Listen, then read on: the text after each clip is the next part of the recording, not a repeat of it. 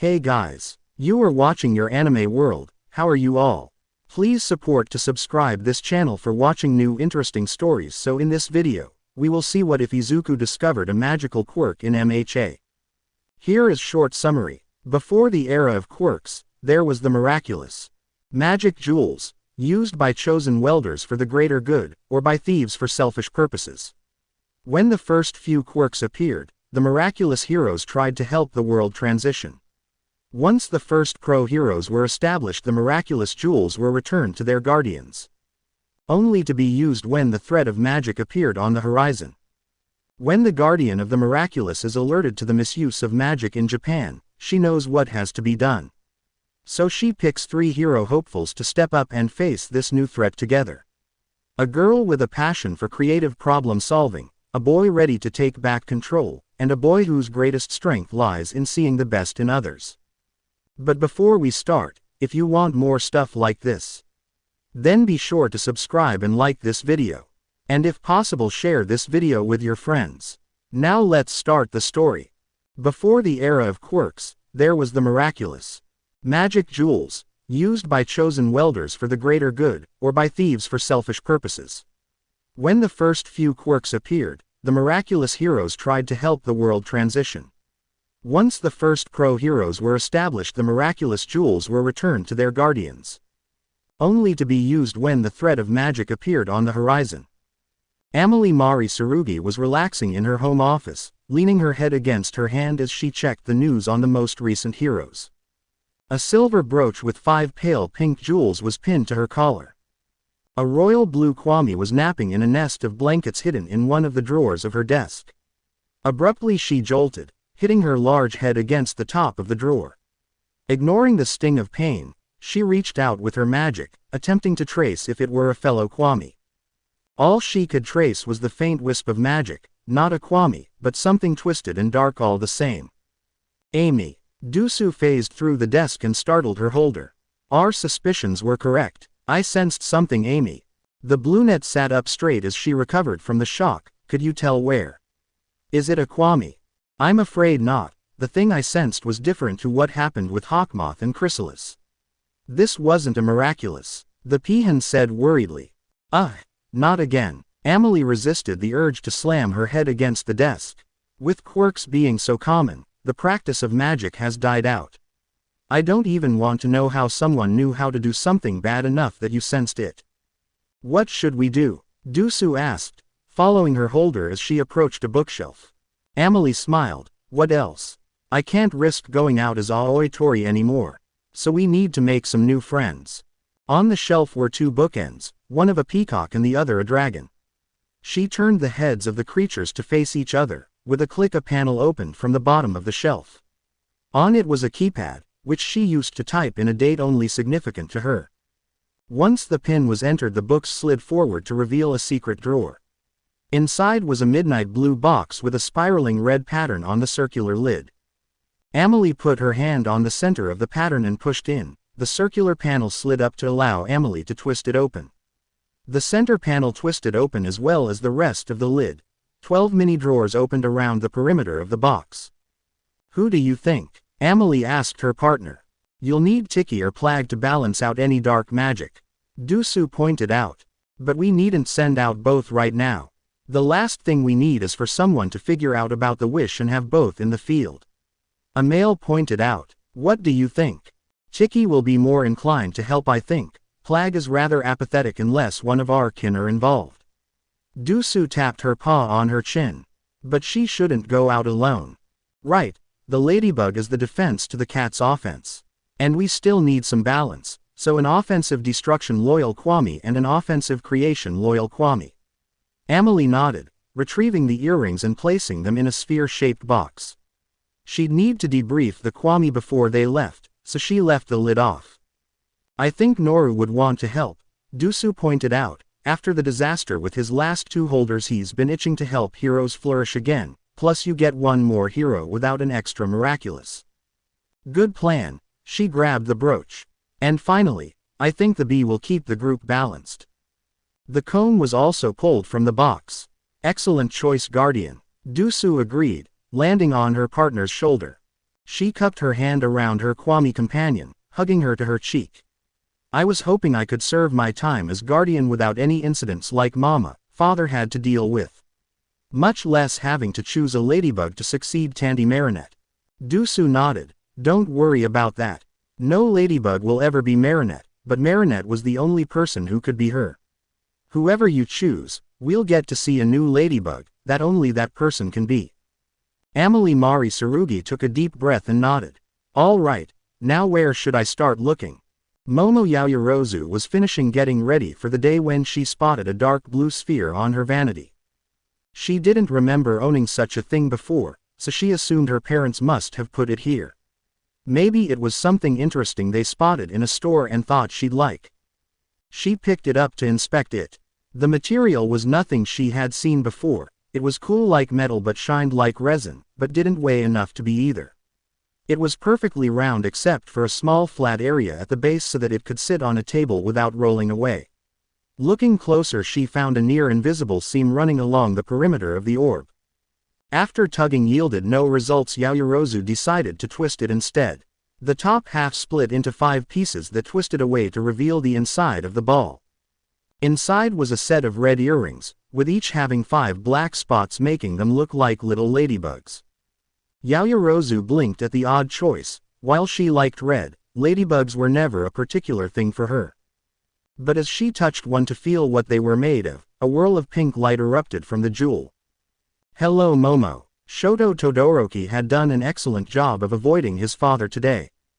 He was especially proud of his move this morning, when he had woken up and immediately jumped out the window of his bedroom, dangling from his ledge on the 2nd story to make it appear the room was vacant when his father came in.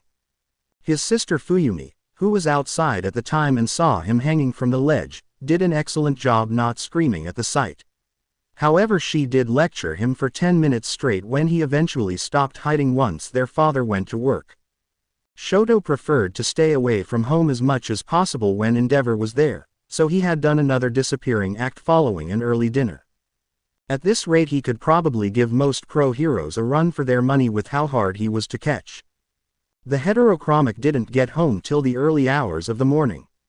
Falling onto his bed, Shoto heard something clatter to the floor. Peeking over the edge revealed a ball, dark in color and a little larger than his fist, rolling away from the bed. It must have flown off then he landed. Not sure what he was looking at, the boy reluctantly stood up to grab it. It didn't seem like anything special, just a random sphere. He spun it around in his hands and felt something shift. Twisting the rest of the lid he realized it was a container of some kind. Shoto flicked on his desk lamp to see better. A gold hair comb with a B-shaped decal was sitting innocently in the box. Despite his better judgment, the teen decided to take the comb from the box and inspect it. As Shoto turned it over in his palms, a buzz filled the air and a ball of yellow light formed around the comb. Shoto did the first thing he thought of, which was throw the comb and freeze it to the wall, but this didn't stop the glow until it solidified into a little creature with bright blue and yellow eyes. Greeting, my queen. Izuku Midoriya was in his bathroom, carefully applying burn cream to his shoulder.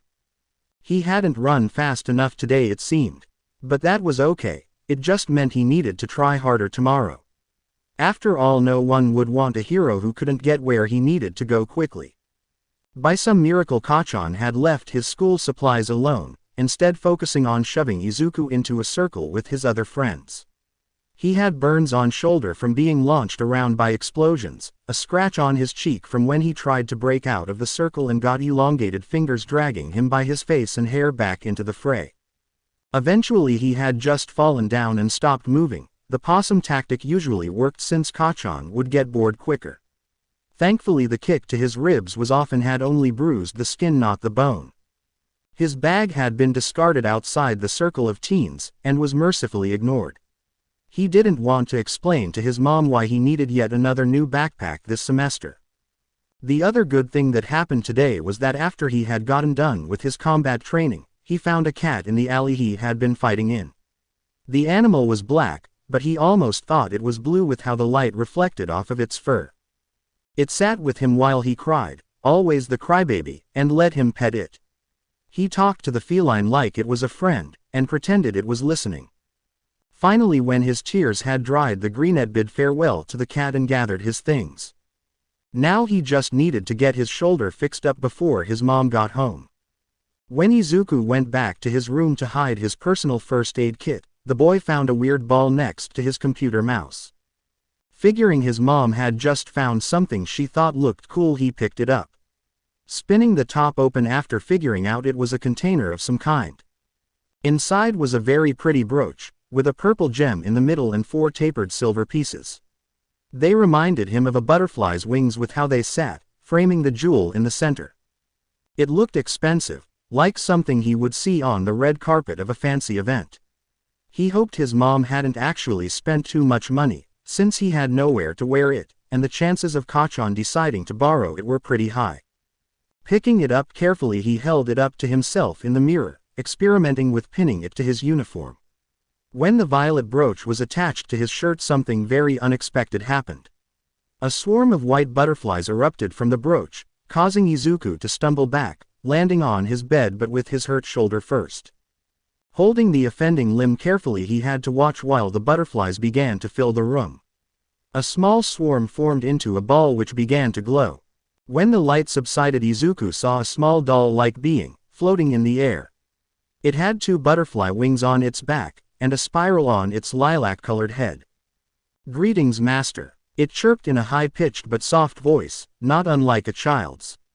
"Do not be alarmed, I am not a threat to you." "What the?" Izuku managed not to scream by sheer force of will. "I know this is very sudden, but let me explain. I am Noru, and I am what is called a Kwami." Noru hovered close enough to Izuku for him to hear the creature's quiet voice, but not too close to alarm the teen.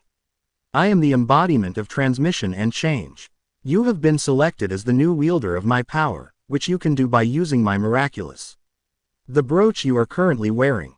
Izuku rested a hand on the jewelry in question. "Are you serious?" "I am quite serious," Noru insisted. "Miraculous are an ancient creation, created when we Kwamis wanted to connect with you humans and lend you our strengths for the good of the world. You are the next wielder in a long line of butterfly heroes." Hero. He sat up straight. "Are you saying you can give me a quirk to be a hero with?" Noru shook his head. "Not a quirk. Magic. A fully realized miraculous holder is much stronger than any quirk seen by this world." "Even All Might?" Izuku questioned. "He is the #1 hero of Japan, correct?" "I have not been out much this past century," Noru asked, and after receiving a nod, continued. "If you train and come into your own as a chosen wielder, then yes, you will surpass even him." Izuku brought a hand to his face and fell back with it covering his mouth, ignoring the twinge of his shoulder as he did it. "Whoa," the teen said as the Kwami flew down, and settled next to his head to look Izuku in the eyes. Indeed. Chapter text. Izuku was sitting at the kitchen table, asking a dozen questions a minute. Noru was answering what questions he could between bites of a Swiss roll.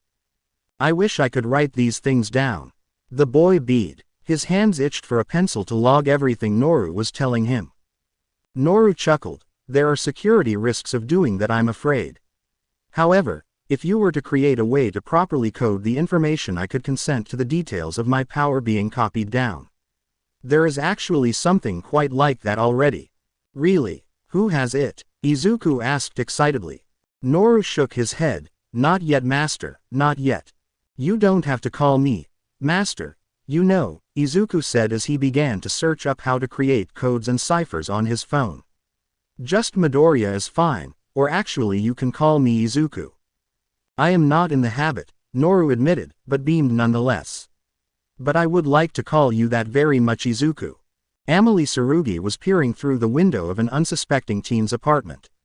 A fox-tail pendant swung lazily from her neck, but no one but her could see it. An illusion wrapped around her, leaving her invisible to the naked eye. Yako Tsuki, as she was called by no one but her Kwami charges, saw the very back of the Greenette's head. Noru had specifically placed himself so that no angle from the window would reveal him, but the Guardian could sense her ward all the same. Dusu, ways, and tricks had been invaluable throughout the process of choosing a new miraculous hero for each of their kin. Pollen had expressed her desire for a holder who could appreciate her adoration, but still allow her guidance. Tiki had requested a holder who was already intent on heroism but not overzealous. Noru had asked her to find the person who needed him the most. Pollen and Tiki were easy in comparison. For the sake of experimentation, Amelie had chosen one holder with a quirk already associated with the miraculous power. That had been young Miss Yaoyorozu. A girl already inclined towards hero work, with enough confidence to take the miraculous in stride. But without thinking she was above anyone else or being unwilling to listen to the suggestions of the ladybug deity. A fast learner, adaptive, clever, and respectful. Everything a good ladybug should be. Ways had chosen smartly in that one. For Pollen, she doubted having a wielder with a quirk to do with paralysis would do little to nothing. So she allowed Trix some time away from the miracle box under the condition that he kept hidden. He had led her to another large house just in time to see a boy jump out the window and dangle from the sill. From what Trix had explained, Todoroki Shoto was the son of the number 2 hero Endeavor, and they did not get along. A dual-quirked boy who avoided using his fire like the plague and had been burned, both literally and figuratively, once before. While Amelie wasn't convinced it would happen overnight, she had a feeling the boy would need someone's support. And Pollen was the Kwami most inclined to uplift her holders while still pushing them to their best. Finally, for Noru's request of a holder who needed him, Amelie allowed Dusu to lead her. The peahen was the one closest to Noru, and had seen what made his holders good and bad many times before. So Aoi Tori let go of her control and let the sensation of hundreds of emotions roll over her like waves. She felt the sorrow and fear, anger and resentment, of an entire city nipping at her heels for a chance to corrupt her. She felt joy and hope, confidence and love. Determination to change the world was in no short supply here either. She looked for someone who had both. She had observed several of her potential candidates throughout the day. As to not be spotted, Ruju Tori made her first appearance of the decade. The long train of her dress led to gold eyes with red and orange trailing up her dress to deep blue, making her look like a sunrise for all of the 20 seconds she could appreciate it before cloaking herself in the safety of an illusion. Ruju Tori was watching a candidate named Bakugo Katsuki, a boy with enough anger issues to rival Hawkmoth at his worst. But he had been quickly written off. There was little to no doubt in her mind that the teen was a bully to his peers. His confidence was quite honestly depressing. Apparently no one had taken the time to teach him the "always a bigger fish" rule, and she dreaded the first time the teen got into a fight with a real villain. He was more likely to injure everyone around him than actually hit his target. However, as she was preparing to write him off the list, a very faint trail of worry escaped the school. Ruju reached out to that worry to find its source. It was a faint trail, but enough to get her intrigued. The P-Fox dropped the transformation and wasted her time away at a cafe just off of school property. Trix had offered to peek in on the school, to look for their interesting party. Amelie was scrolling through her phone when a warm wave passed through her leg and into her hair. She turned the phone off and placed it to her ear. "Hey, how'd it go?" "I think I found them, teen boy." The blonde called him Deku, but I think that's an insulting nickname instead of his actual name. "He wants to be a hero," Trix whispered in her ear. "Sounds good." Amelie put the appropriate amount of money and a generous tip on the table before grabbing her bag and moving to leave. Anything else interesting happening today? She felt Trix. He seems to be the main target of bullying at the school. The teachers do nothing about it. Some seem to encourage it. I'm not positive, but I think it's related to his quirk. It's either weak or he doesn't have one. Oof. Amelie disappeared into an alley. Trix and Dusu appeared beside her. "Can you tell me what I'm looking for?" "Green hair and eyes, pale skin, freckles, bright red shoes," Trix explained. "Or just look at whoever is being tormented the most." Sighing, Amelie called to transform. "Trix, Dusu, spread my tails." The orange and blue Kwami flew into the necklace and brooch. Mirage. And the heroine was once again invisible to the world. Once the bell rang announcing the dismissal of school, Ruju Tori scanned the exiting crowd. One boy matched the description Trix had given her, and he was running like the devil himself was behind him. Though with how fast Bakugo Katsuki was chasing him, that wasn't an entirely inaccurate description. Two others were following the blonde and brunette, one with long fingers and the other with bat-like wings. Ruju Tori followed on the rooftops, bouncing between roofs with her tail flaring out behind her for balance and glide. When she saw the Bakugo kid grab hold of their mystery teen, she stopped. She watched them surround the boy, shoving him between the three.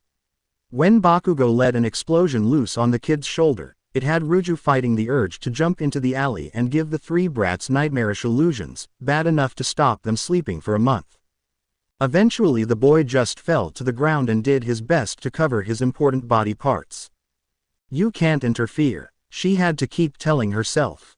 For the Kwami's sake you need to stay hidden. Though any longer and she'd be tempted to transform and fight with no powers whatsoever. But the teens eventually got bored, and left the green-hair kid alone.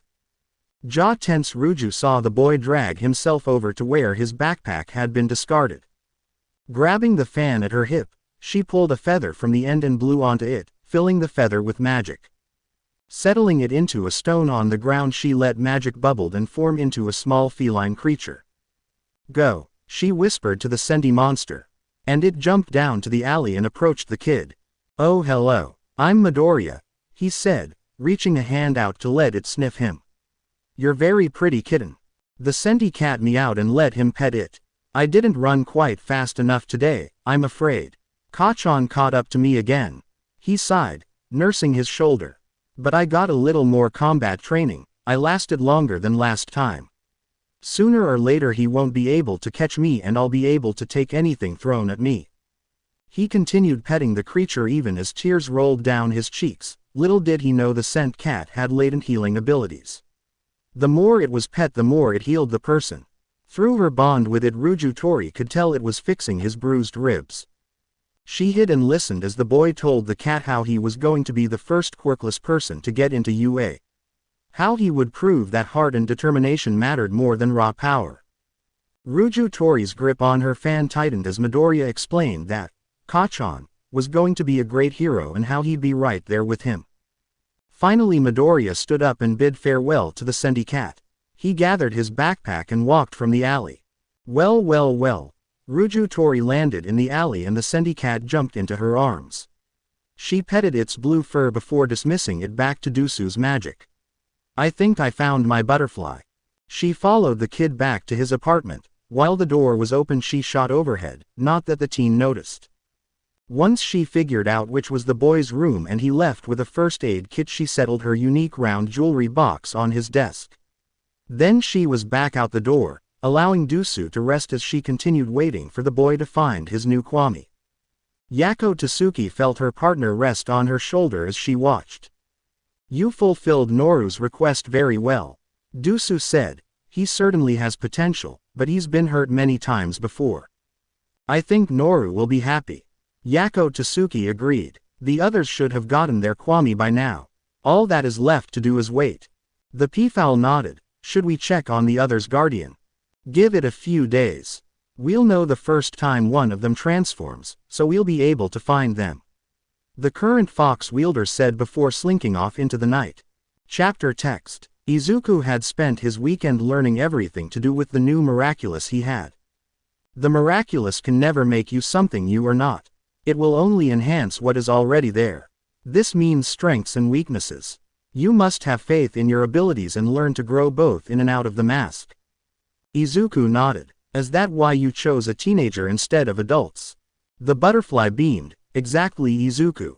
You not only have the advantage of growing with your miraculous naturally, but you have the chance to attend school specifically for heroes while you have the power. Do you really think I can get into UA with the miraculous? Izuku asked. I think you could find a way to get into your dream school with or without the miraculous. But I do think attending UA will aid you in your use of the miraculous. Noru explained. But that is only if you get trained up beforehand. I have just under a year until I can take the UA entrance exam. If I can get stronger both with the brooch and not, then I'll have the best chance. He nodded before retrieving a notebook from his desk. He labeled a page with the 11 months before the exam. If I start running both before and after school, then I'll be able to build up agility training. He wrote out the amount of time he could dedicate to the task each week. Saturdays and Sundays I can spend more time training, Maybe I could get a gym membership to build up strength. But what about combat training? I could sign up for classes, but that didn't go so well when I was a kid. Remember, Izuku, you need to leave yourself time to have fun and rest. Noru pointed at the flaws in his schedule. Besides, you won't need to worry about doing everything alone. You have me and your friends. Friends? Izuku questioned, pausing in his ranting. Noru nodded. Remember how I said that miraculous are often given to pairs or small groups? You will have 2 teammates to help you. From what I know, at least one of them is trained in combat. You know who my partners will be? He asked. Eyes wide. Not exactly, it was a precaution in case I didn't make it to you. I only knew a few things about them since I was the last Kwami to be delivered, the lilac butterfly said. Izuku wondered what they would be like. Would they like him? When will I meet them? When they are ready to transform, I will know. Neither are particularly close to us here, I know that. But I imagine you will be able to meet them in the middle. Noru explained. And I believe both are intent on attending UA, so if all goes to plan you will see them at school, with any luck you will be in the same class. Izuku had to deal with the fact he would have to wait until his partners were ready. Does that mean that I can't transform? He pondered. I think you should wait a bit, but if by next Friday neither have transformed, you might as well get the ball rolling. Noru consented. Shoto took 2 days before he acknowledged the little yellow thing that was following him. He saw it whenever he was alone. For whatever reason she didn't like to show herself when anyone else was there. He had tried to tell Fuyumi, she had worried for him but couldn't think it was anything other than the effect of stress and lack of sleep. He didn't bother telling Endeavor anything. Shoto was sitting in his room staring at nothing, when a flash of yellow caught in the corner of his eye. You should eat something, my queen, she said, holding up a granola bar. How she got it, he didn't know. He had a headache, he was sore, and he was exhausted. Shoto finally broke. What are you? Why are you following me? She perked up. I am Pollen. The Kwami of subjugation and action. What is a Kwami? He wondered aloud. Are you part of someone's quirk? Are you a monster? I am not a quirk, and I would hardly call what we are monsters. The bee-like creature sat next to him. Kami are concepts given form. The miraculous are what tie us to reality and allow us to grant our powers upon our chosen wielders. I don't get it, he admitted. His head hurt, and he couldn't focus. I will explain it as many ways as I can should you need it, my queen. Pollen offered. But for now you should rest and eat. He looked at the comb that had started this mess, still in its round box. He had put it on the bookshelf where it blended in with the other knickknacks there. Yeah, all right, I'll eat if you'll explain it again, he said, taking the protein bar. Pollen nodded. That works well, my queen. Momo. Chicky flew from her holder's ponytail when the door to the bedroom shut. What a wonderful way to spend the weekend. I haven't gotten to see the sights of Japan in over a century. Thank you for today. It's the least I could do, you're helping me so much already. The girl set her bag down on her desk chair before settling in front of the mirror. Her miraculous had changed from the ladybug studs to a pair of thick gold loops. The material of the miraculous was something she couldn't find any similarities to anything she had made before. It was almost otherworldly. Can you tell me about your previous holders again?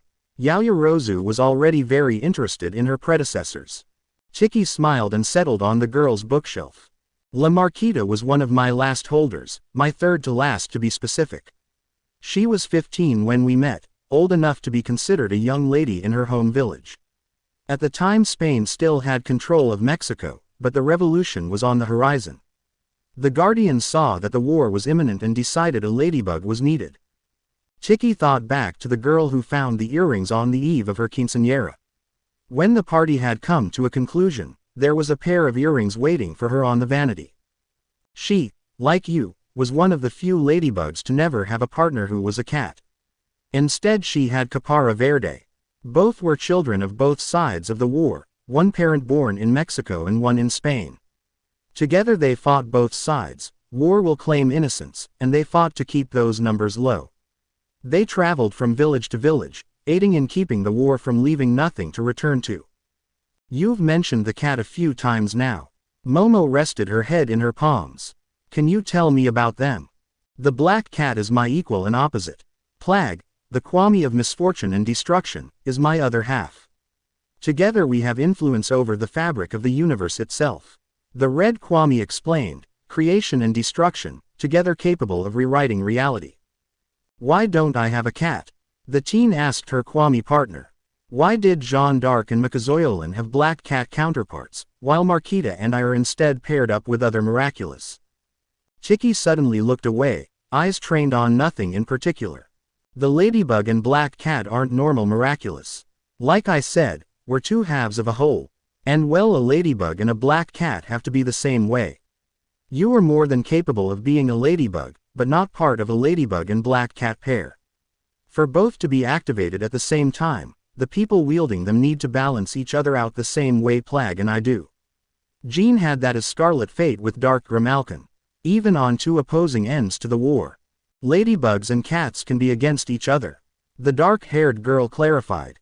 If that's what the world needs. Chicky confirmed. But that was one of the exceptions. Most worked together from the start, like last time I was out. The deity paused and shook her head. Are you okay? Momo approached the Kwami. I haven't had this problem before. Chicky admitted. I loved all of my bugs, they were mine. But for some reason it hurts too much to talk about her. The teen offered the Kwami her hand. Chicky held it with her paw. Your last holder, was she bad?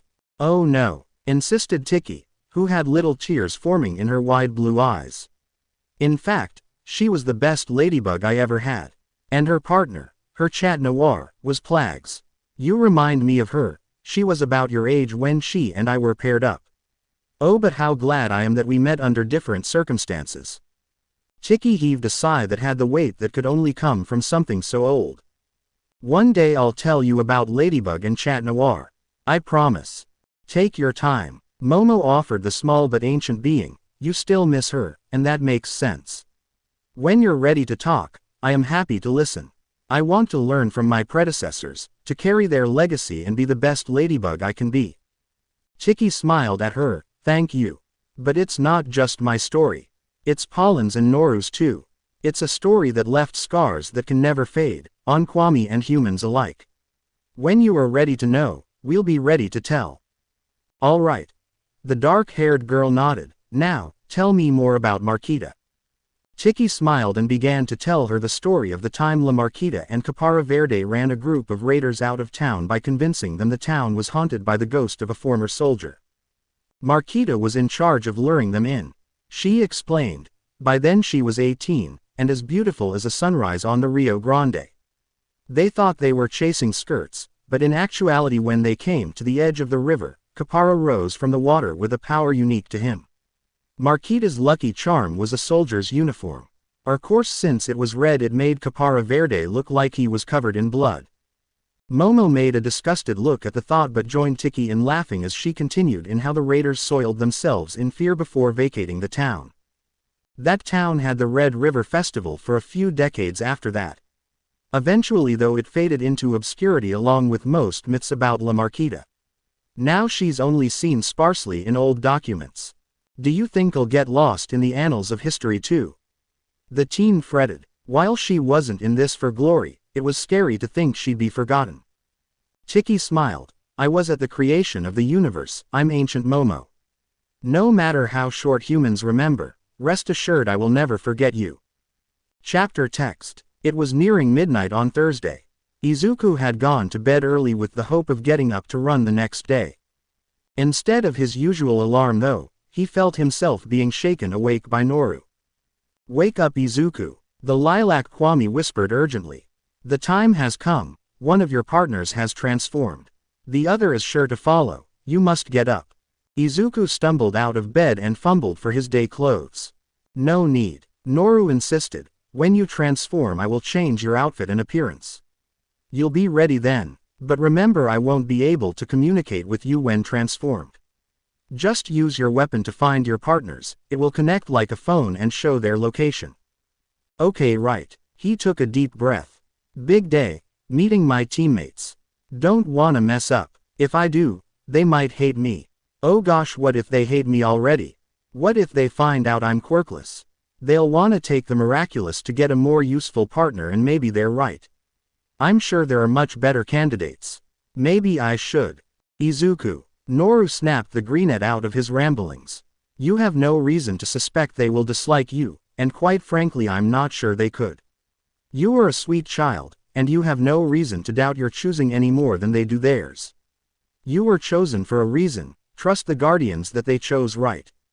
Izuku let the butterflies' words calm him before nodding. Right, nothing to worry about. He took the brooch from where it sat on his dresser. It had taken the shape of an octagonal pin with an amethyst in the center. Pinning it to his sleeve shirt, he turned to his mirror. You remember the transformation phrases? Noru double-checked, and after getting another nod, continued. I wouldn't recommend attempting to make a champion tonight, so you should have no reason to change back prematurely. Right. The boy repeated. Okay, let's go meet my partners. Noru. Wings rise. A few of the butterflies who fluttered aimlessly around Izuku's room came closer to him as light washed over him. He could feel their combined strength as he shut his eyes to the blinding white of the transformation. When he opened them again, he saw how his appearance had changed. His hair was much the same, but now he had a mask on his face. It was a silver color and covered the top half of his face before disappearing into his fringe. His sleep clothes had been replaced with a black collared shirt, a lilac vest, and deep purple pair of pants.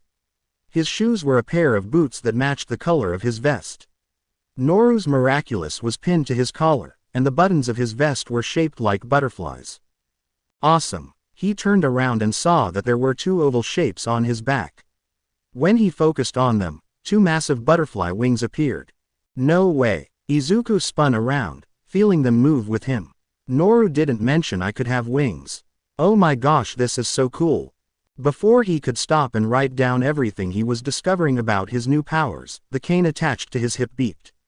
Picking it up, he saw a screen open on the side, beneath the jeweled grip. It seemed to be open to a group chat. Good evening. I assume you two are the partners my Kwame mentioned. There was a ladybug next to the message. Izuku quickly typed back, yeah. Noru said I would get to meet you guys soon. Do either of you want to meet up? The third member of the party started to type something. 3 B's appeared like thought bubbles. But then they disappeared. The ladybug messaged again.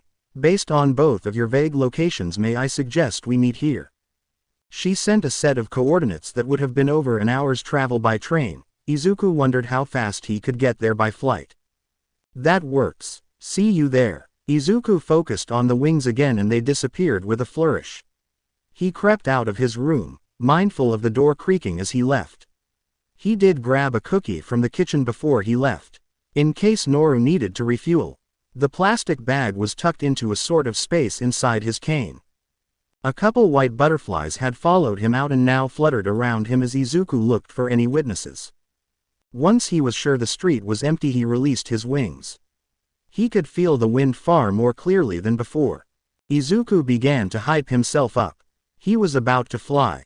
You'll show me how, right? He asked the little butterflies. In response, one landed on the balcony and flared its wings.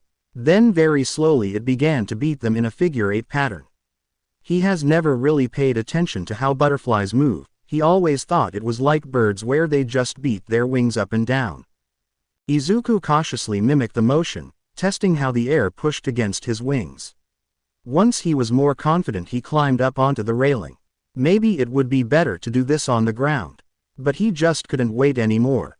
The boy took a leap of faith, letting his wings beat faster to catch him. The magic of the transformation must either make his wings stronger or his body lighter.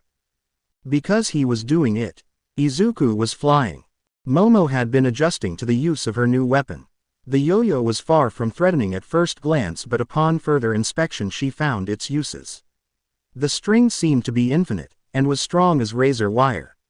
Combining that with her newly acquired strength would no doubt make her a force to be reckoned with. She was less satisfied with her suit. She had shown Tiki a few sketches she had made up for hero suits. All of them had gaps for her to use her quirk through. Some were backless or sleeveless. One had essentially been a crop top. The ladybug Kwame had refused any of the ideas. She had informed Momo that while the suit would mostly be based on what her subconscious mind wanted, Tiki as the embodiment of creation could still limit her. You're leaving places where I can't protect you. For now there is no reason for that, she had insisted. So right now Momo was wearing something similar to one of her designs, but with more red spandex underneath to stop any skin from being exposed.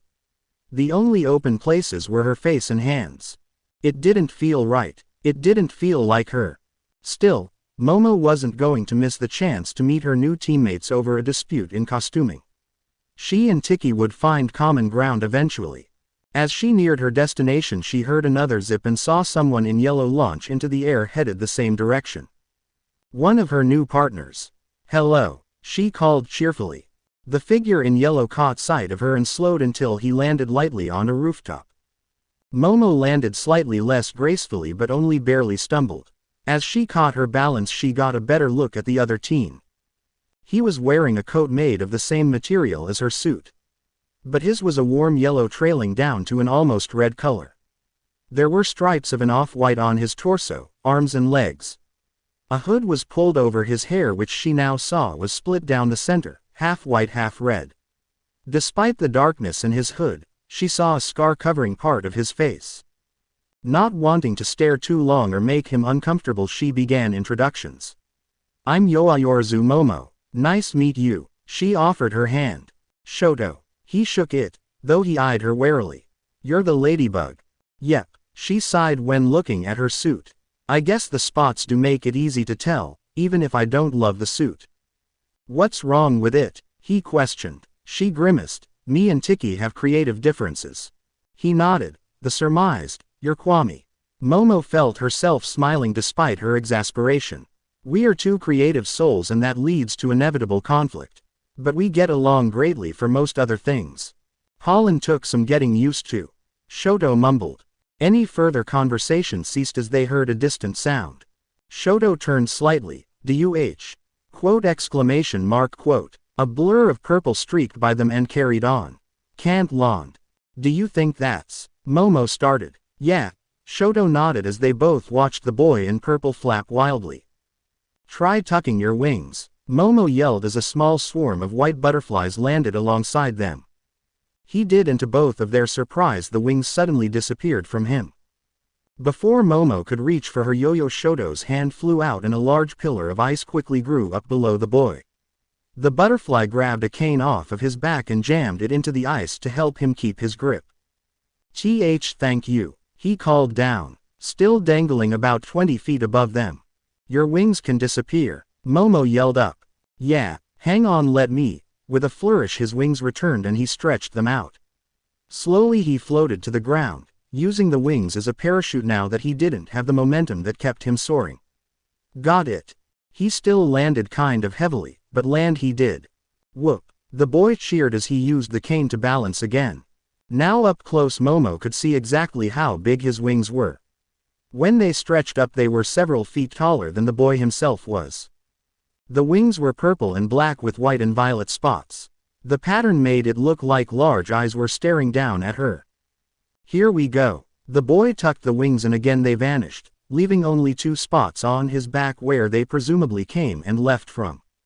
Hi, I'm Midoriya Izuku. I'm so excited to meet you. Thank you for giving me something to catch onto. Is that your quirk of your miraculous power? You're the bee, right? Shoto leaned away slightly as the boy began spewing questions. Only enough to breathe, as the boy was very energetic for it being the middle of the night. Quirk, was the first question and answer he had fully processed. Yeah, B. All at once Midoriya seemed to realize he was rambling. Sorry, everyone says I ramble but I still let it get away from me. I need to work on it. I'm sorry if I'm being annoying. I'll shut up. Okay. Shoto managed. I'm Shoto. And I'm Momo. She figured if Shoto was comfortable enough to share his first name then she would do the same. Yaoyorozu Momo. Nice to meet you. The greenette grinned. He looked like he wanted to ask more questions but was holding himself back. Noru said to be patient, but I'm glad I didn't have to wait too long to meet you. The boy was very chipper. Noru is your Kwame I guess? Momo asked, smiling. What are they like? He's the nicest person I've ever met, well outside of my mom, but it's hard to match her. Midoriya rubbed the back of his head. He's been helping me plan for next school year.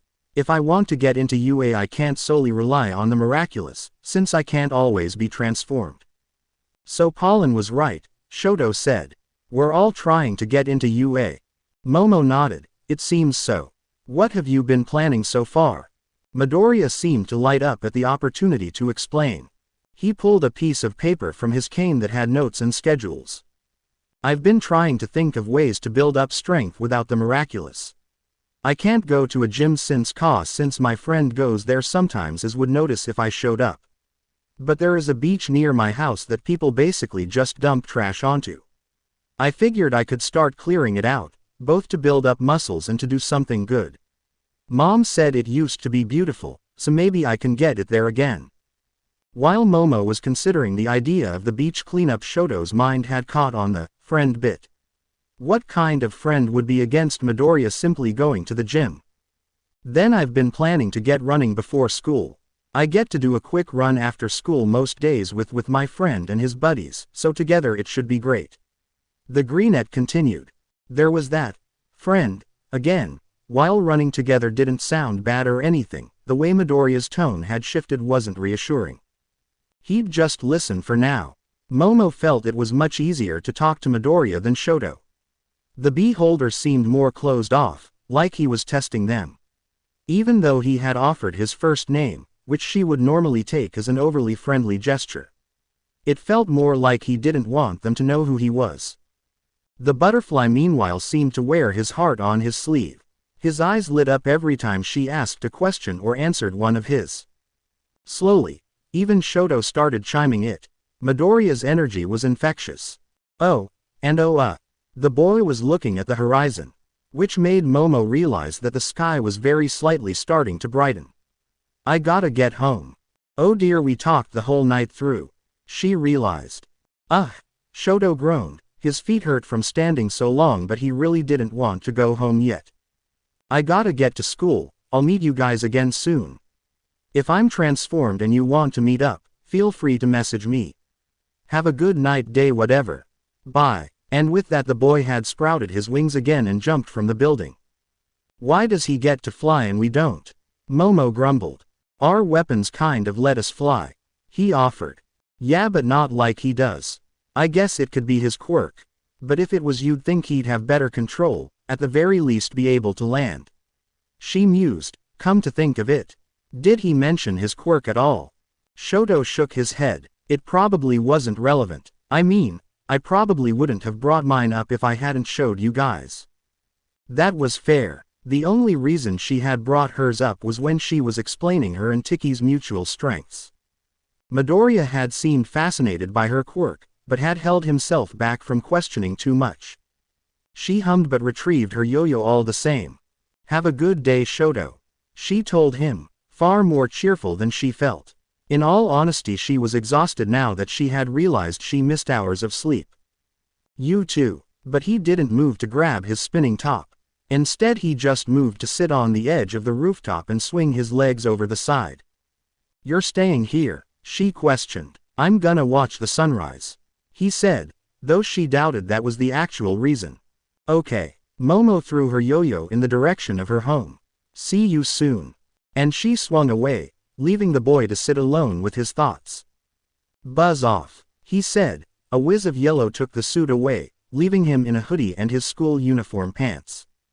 They seem very sweet indeed, my queen, she agreed as she retrieved the bag of sugary cereal he had bought for her from his pocket.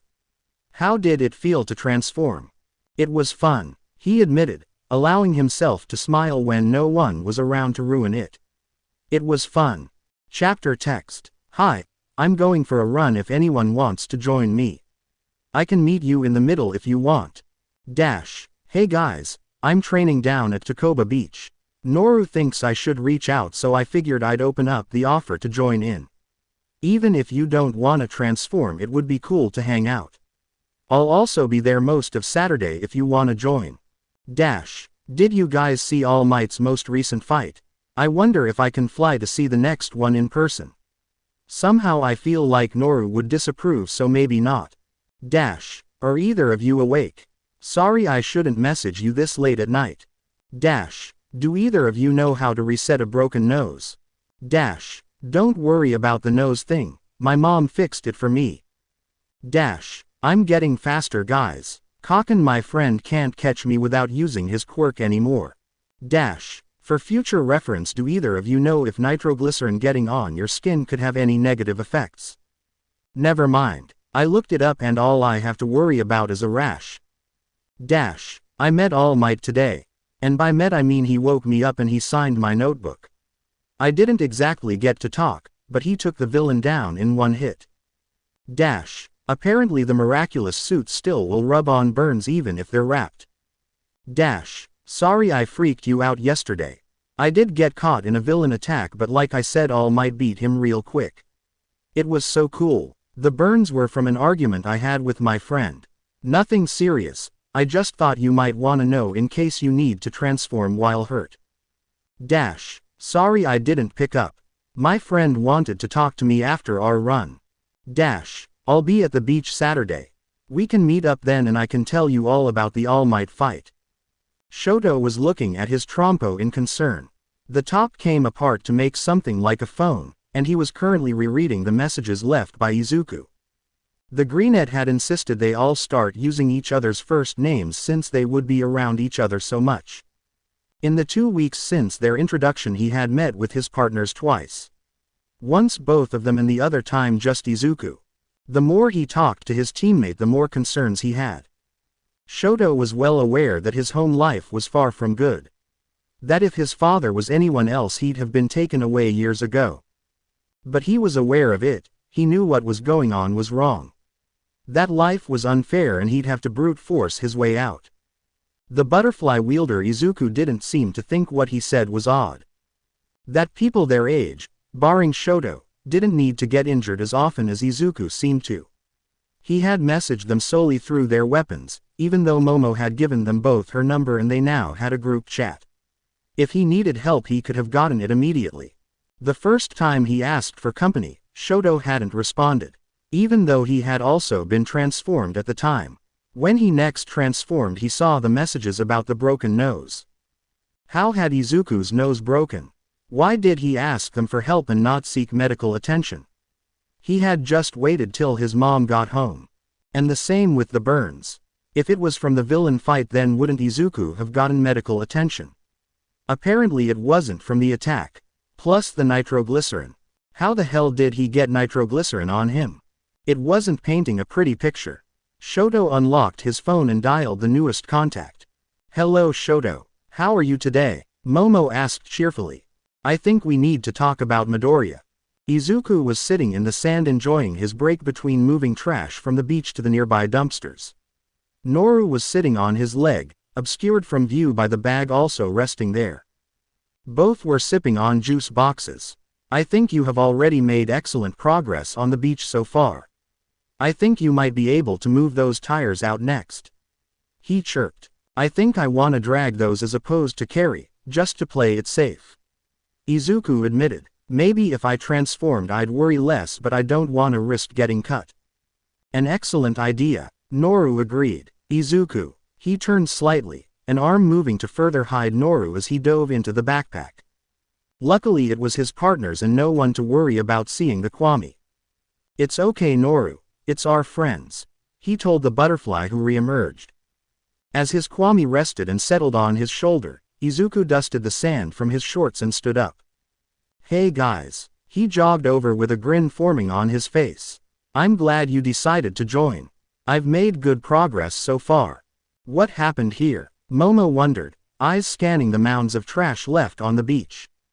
My mom thinks that people were dumping their trash into the water and the current just kept washing it up here. Since no one cleaned it up, more people just started dumping stuff directly onto the beach. He followed her gaze. It's sad really. That's why Noru and I decided to start cleaning up.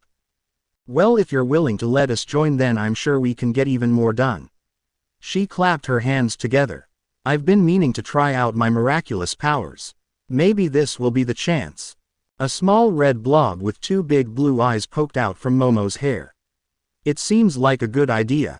Hopefully no one will see you here. Shoto just nodded, his own Kwami peeking from his pocket. She waved at Izuku, who waved back smiling. I've been practicing with Noru, and check this out. Izuku spun around, revealing two slits in his shirt.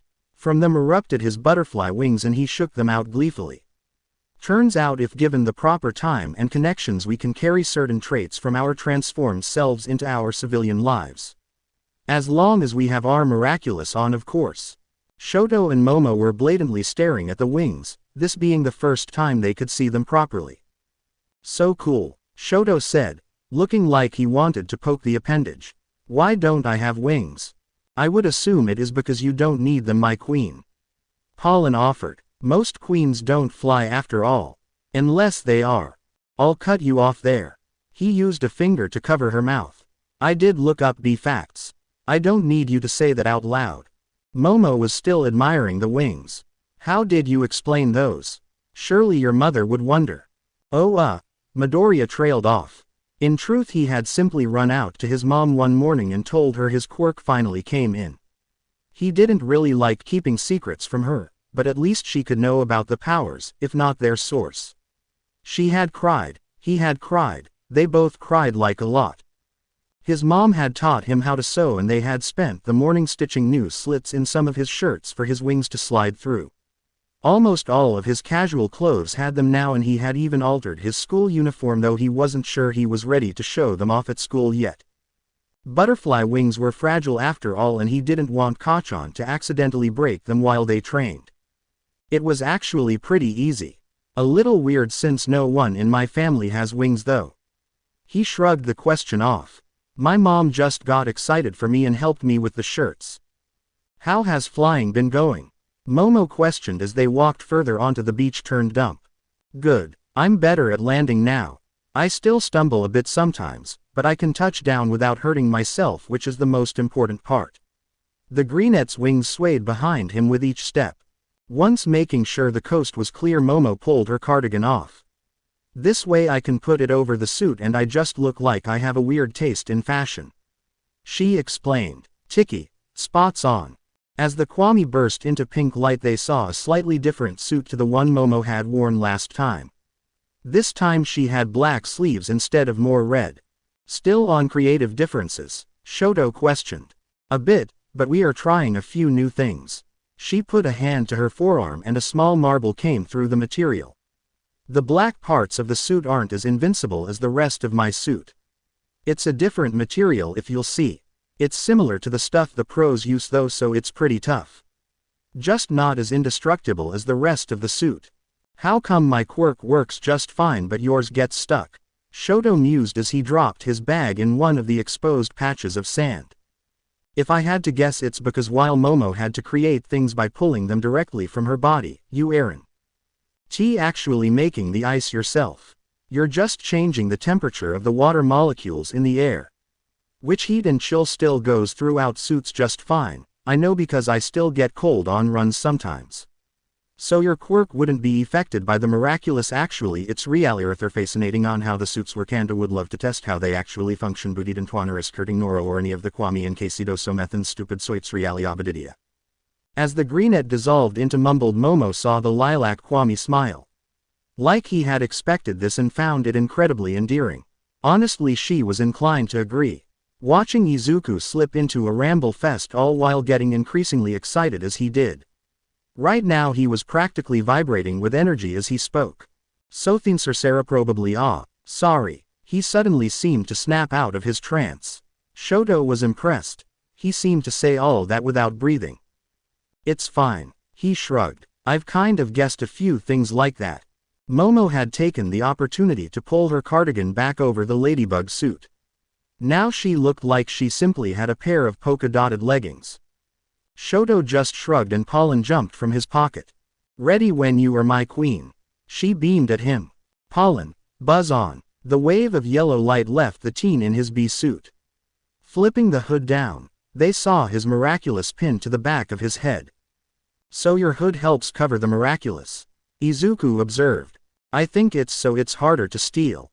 Shoto shrugged again. It's not super firm in my hair normally, so I'd imagine it wouldn't be hard to tug free if someone tried. But the hood doesn't come down unless I want it to, so it's fine. You two both look very fancy in your suits.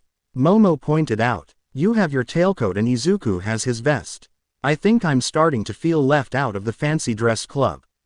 Izuku, apparently misinterpreting this as an actual brother, shook his head. No, I mean Noru said most of his holders have more formal suits. It's just something about the butterfly, since the creature itself is so decorative. I assumed my suit would look much more like some of the ones I drew up. But Noru said it was based on a mix of the butterflies, consistent traits and what I wanted from my subconscious. So Momo had lost the battle and laughed and put a hand to her mouth as she chuckled. You're fine, Izuku, I don't really feel left out. But it was very sweet of you to try and reassure me. The brunette turned a complimentary shade of scarlet. I'm sorry about the rambling. He muttered. It's not bad or anything. The B user spun his trompo in a lazy circle. I don't mind even if I can't always understand what you're saying. Really? Izuku seemed genuinely shocked by this. It's really fine, Izuku. Momo agreed with the boy's sentiment. Why wouldn't it be? Izuku's green eyes slid away in shame, but he forced himself to keep facing them. My friend and his friends. They say it's creepy. Then Shoto did something neither of them had heard before. He snorted once in amusement. Oh no, how horrible. A teenager talks about a thing. He rolled his eyes. Truly the next supervillain on the rise. No offense, Izuku, but your friend sounds like a prick. No, not at all. Kachan is great. Also, they finally had a name for the friend he mentioned. He's gonna be a wonderful hero someday. That's nice, Shoto said pointedly, but that has no impact on him being a prick. Izuku, the more you talk about your friend, she gestured in quotes with her fingers, the less I think he's actually a friend. I mean, you say he insults your interest. He chases you down using his quirk, which if that even legal. The burns from your argument. And what the hell was up with the nitroglycerin? Was that him, or do you have just that bad of luck? Izuku seemed to be sweating bullets. He opened his mouth several times to speak, but no words came out. He's a bully, Noru voiced. Noru. Izuku moved to cover the butterfly's mouth, but the kwami just phased through his hand. He flew at eye level with the other two. He has an explosive quirk via nitroglycerin. He sweats. He's angry all the time and takes it out on everyone around him. He uses Izuku as target practice and leaves explosive burns on him and his property. Him and his goons chase him out of school every day, and I am not going to sit there and watch anymore. I am very happy with you too. He hides it from his mother a lot, so she hasn't noticed how bad it's been. I'm so glad he's been reaching out to someone. Izuku went to open his mouth to dispute this, but paused when he felt a sharp spike in his head. There was a buzzing in his brain, like someone had set off an alarm. It wasn't a voice, but there were words. Shuldhavanotic Letishap Upsooner Huduyugoto. His knees hit sand. Izuku squeezed his eyes shut and covered his ears. What was this? Izuku. Someone. Momo was kneeling next to him. He could feel it. A ball of energy, concern and fear. Off to his other side, frustration and worry, Shoto. Pressed under his chin, Noru. He couldn't sense Noru, but he could feel the kwami's wings tickling his cheek. Someone else, one of the other kwami he thought, was pressed against his neck by his shoulder. Izuku, listen to me. Noru said. You must block it out. Feel where the energy is, it's not part of you. Focus on your own emotions, that's yours, that's all you need. Izuku tried to think what he was feeling right now. Angry with Noru for saying his best friend was a bully. For implying he lies to his mom. Fear for what his teammates might think of him now. But both of those emotions felt disconnected, they were too connected with those around him. But very deep, in a corner of his mind, he rarely listened to the tiniest flash of relief. Izuku took his hands off his ears. Are you okay? Momo was asking, her concern clear in her voice but not pressing against his mind anymore. Why yeah. He put a hand to Noru and glanced at the blob of red that was pressed against his neck. Momo must have transformed when he collapsed. What happened? You experienced one of the powers of the butterfly miraculously. It reacts when people feel strong emotions, as that is the time they are most susceptible to change. When people get really upset is the most common time. Oh, he looked between his teammates. Sorry I upset you, I didn't mean to. Momo's face morphed into something he couldn't read. We aren't upset at you, Shoto said, voice monotone as ever. We're upset for you. We're mad on your behalf. Oh, Izuku said again. Why? His teammates shared a look. What was that about? Chapter text. 3 teens were laying on a still rather trashed beach when the sun started setting. Each had a Kwami curled up somewhere on them for emotional support. Noru was still under Izuku's chin. Chiki was making small braids in Momo's hair. And Shoto was absent-mindedly rubbing his fingers on Pollen's fluff while she leaned on his side. So you get what we're saying? Momo asked finally. You think what Kachan did is wrong? He repeated back, though it still didn't sound like he believed it. No, we're saying he is wrong, Shoto corrected. But why would no one stop him? Izuku asked. He had posed this question before too. If it's as bad as you make it out to be, then why did nobody stop him? Not just our classmates, why did not one teacher say anything? Explain that. Izuku's voice was angry, but it lacked any real power behind it, like he was too tired to even be mad. Because they saw what you saw. A kid with a pretty good shot at being a hero, and they wanted the glory of being associated with him if he succeeded. It makes them feel good, so they'll turn a blind eye to his flaws. You got them figured out, huh? Momo mumbles. Shoto shrugs. This isn't the first time I've seen this happen. Momo opens her mouth to ask about that, but she spies Pollen giving her a look, as if to say to drop it for now. She closed her mouth. So what do I do? Izuku asked. You guys think this shouldn't be happening, but even if Kachan should get in trouble, no one will do anything. You could try to tell your mom, Momo suggested. Maybe she could get you transferred to a new school until it's time to apply for UA. My record isn't great at school, Izuku mumbled. I doubt any other schools would have me. My grades are barely passing and a record for all the school property I've damaged. Did you actually damage anything? Shoto clarified. It's my desk that keeps getting destroyed, my responsibility. Plus all the graffiti on my locker. He shrugs, but his eyes pinch in an annoyed expression. It doesn't matter if I do it or not, it's me, so it's my fault. As soon as the brief spark of anger entered Izuku's eyes, it was gone again. Shoto paused before sitting up slightly. What time do you get out of school? Around 3:30. Why? Izuku questioned, but Momo already had a guess to what he was implying. I go to school online. If I get there right after school, at least they can't chase you then. He pointed out. If they try, well, I doubt they'll be able to do anything to me or you. Izuku jolted up, dislodging Noru, who yelped before hovering so that he could go back to snuggling his holder. Izuku instinctively brought up a hand to hold the Kwami tighter, but his eyes were still on Shoto. You don't need to do that, he insisted. You would have to travel all that way, they struggle to catch me now anyway. Once I'm out of sight I can fly off.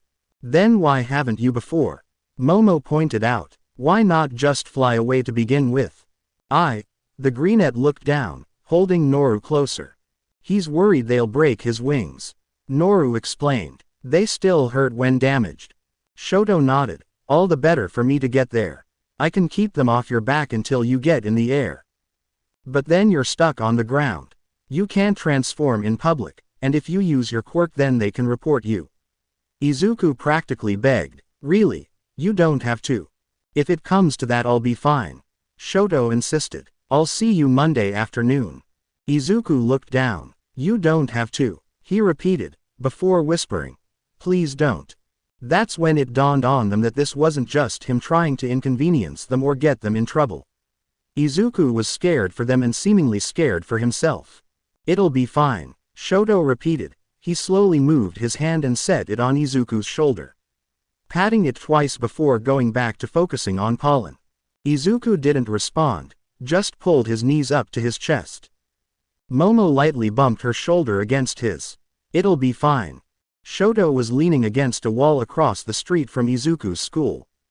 Honestly, he probably could have snuck on campus if he wanted.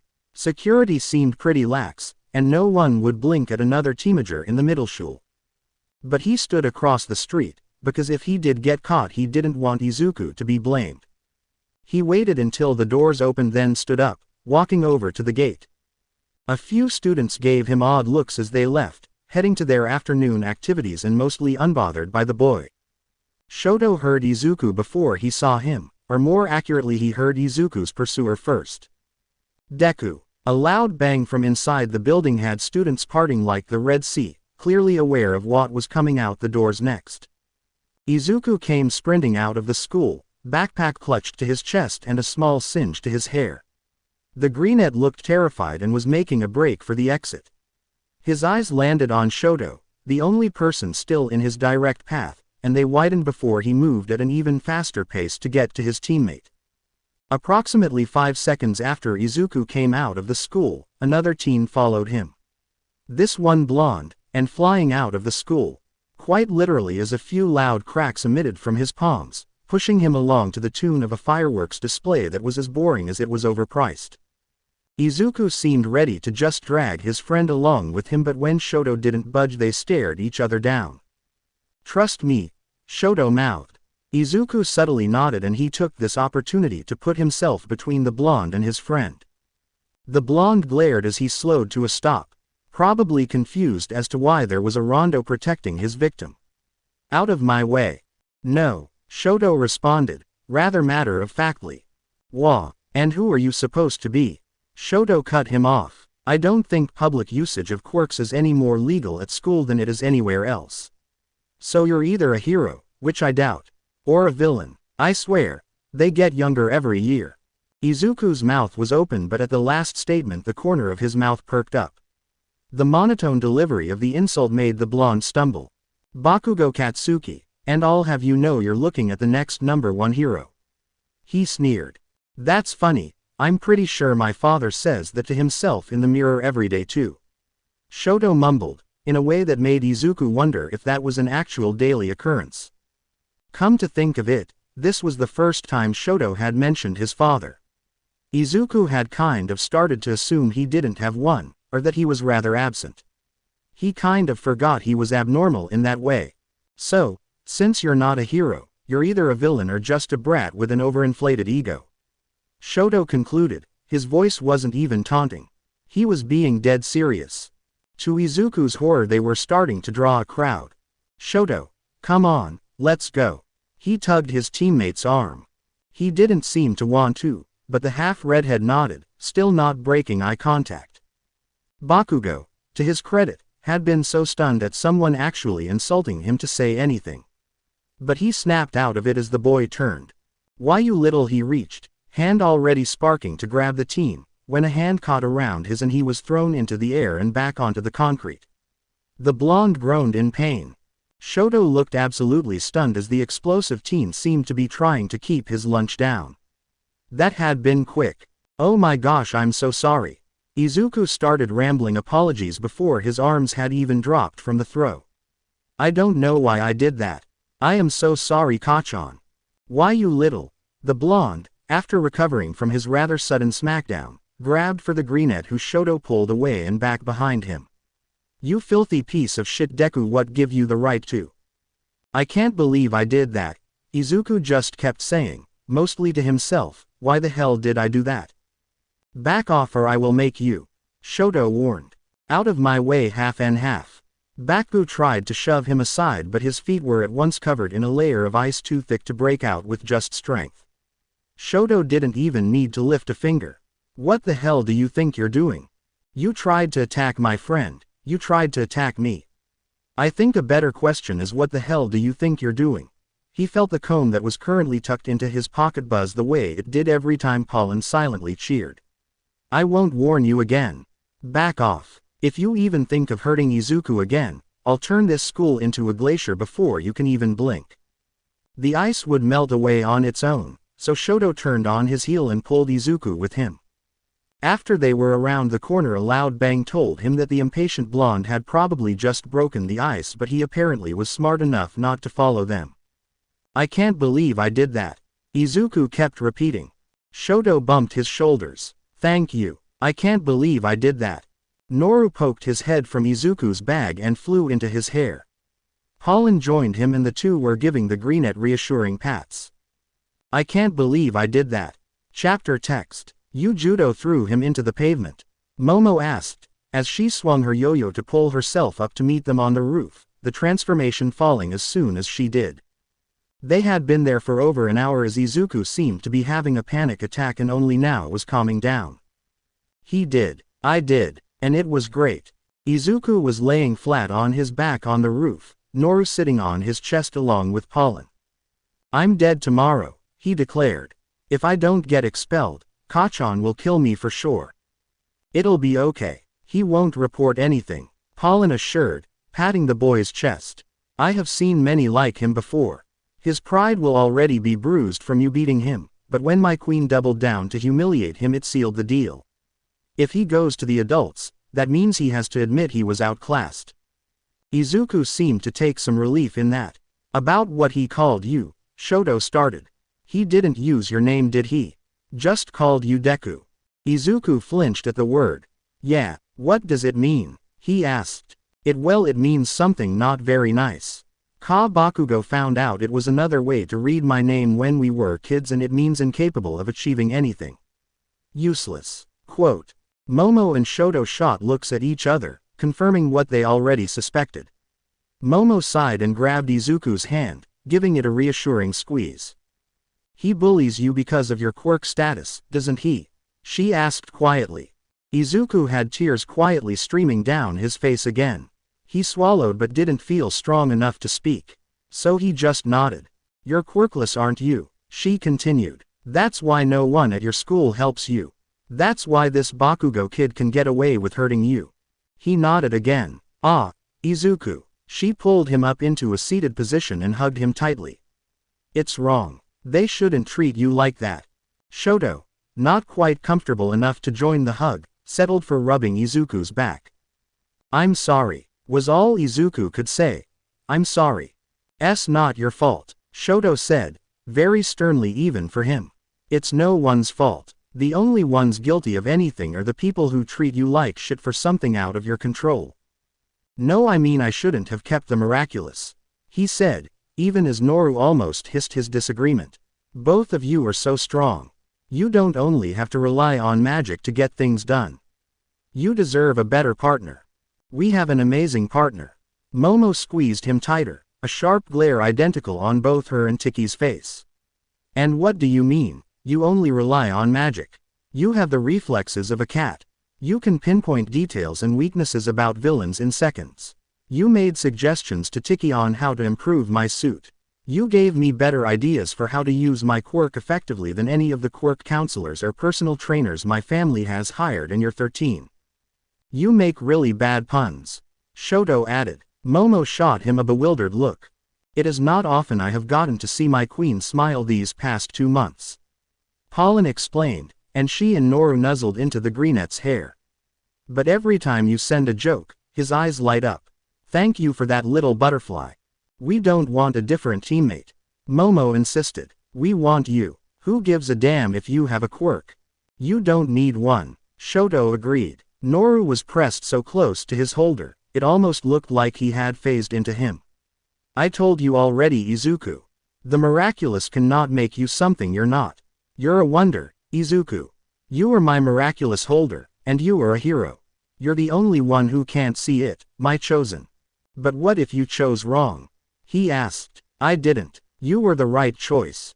I know it, Noru repeated.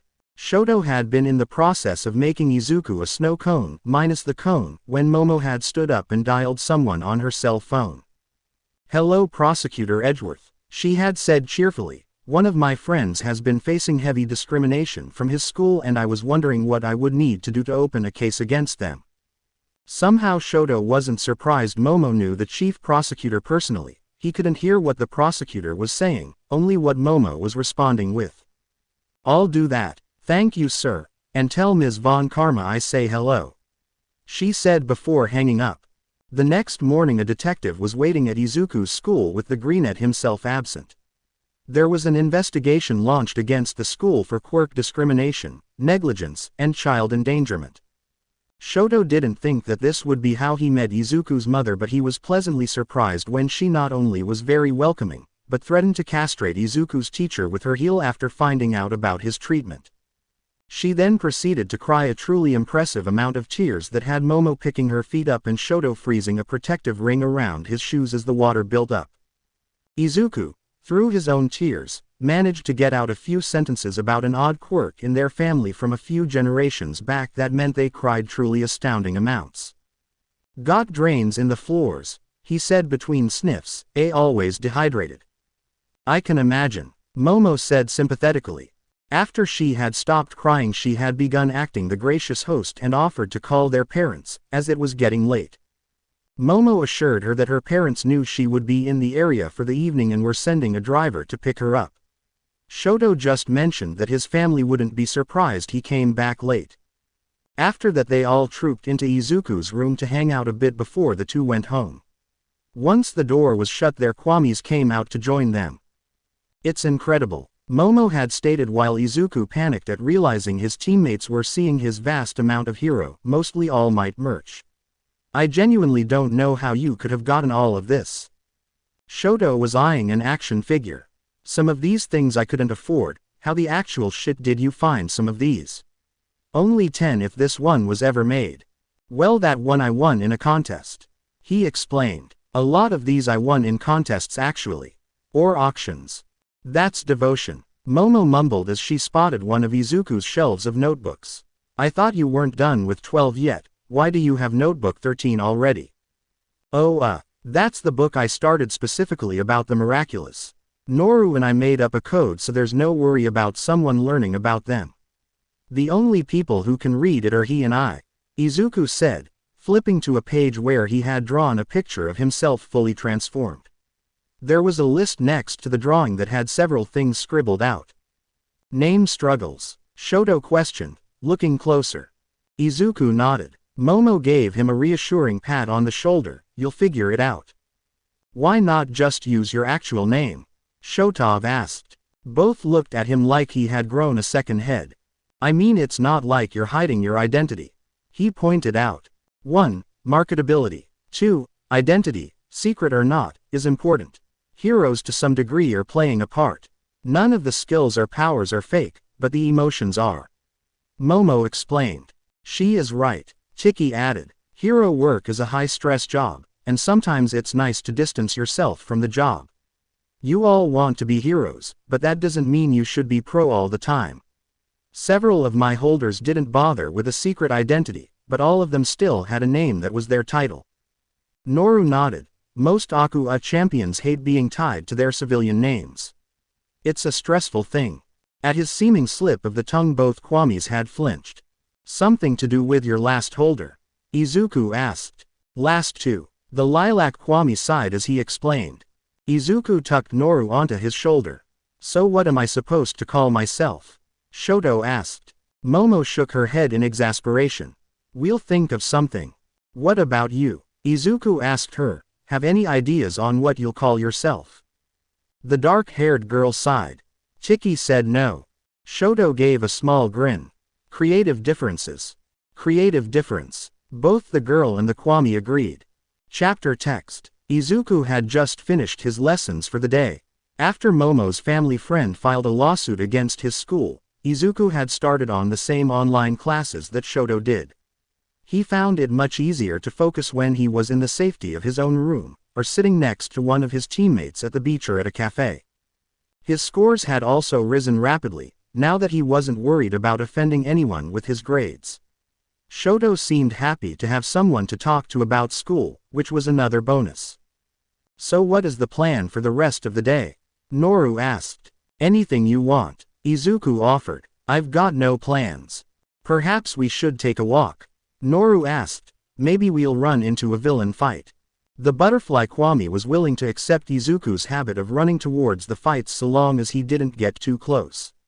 It reminded him of a certain red-headed reporter he missed dearly. Izuku seemed to get more excited at the idea. It made Noru's heart grow warm every time he saw Izuku let himself be happy. Every day that there were no new injuries, no dark cloud looming overhead, a little bit of tension left the young boy's shoulders. Noru was a being of change and evolution. And he felt this was a very good change indeed. The greenette zipped his bag closed and Noru flew into it as the boy hurried to put on his shoes. He shot his mother a text to tell her where he was headed and out the door they went. Izuku had a small bounce in his step as they headed deeper into the city. He would occasionally mumble something, either to himself or to Noru.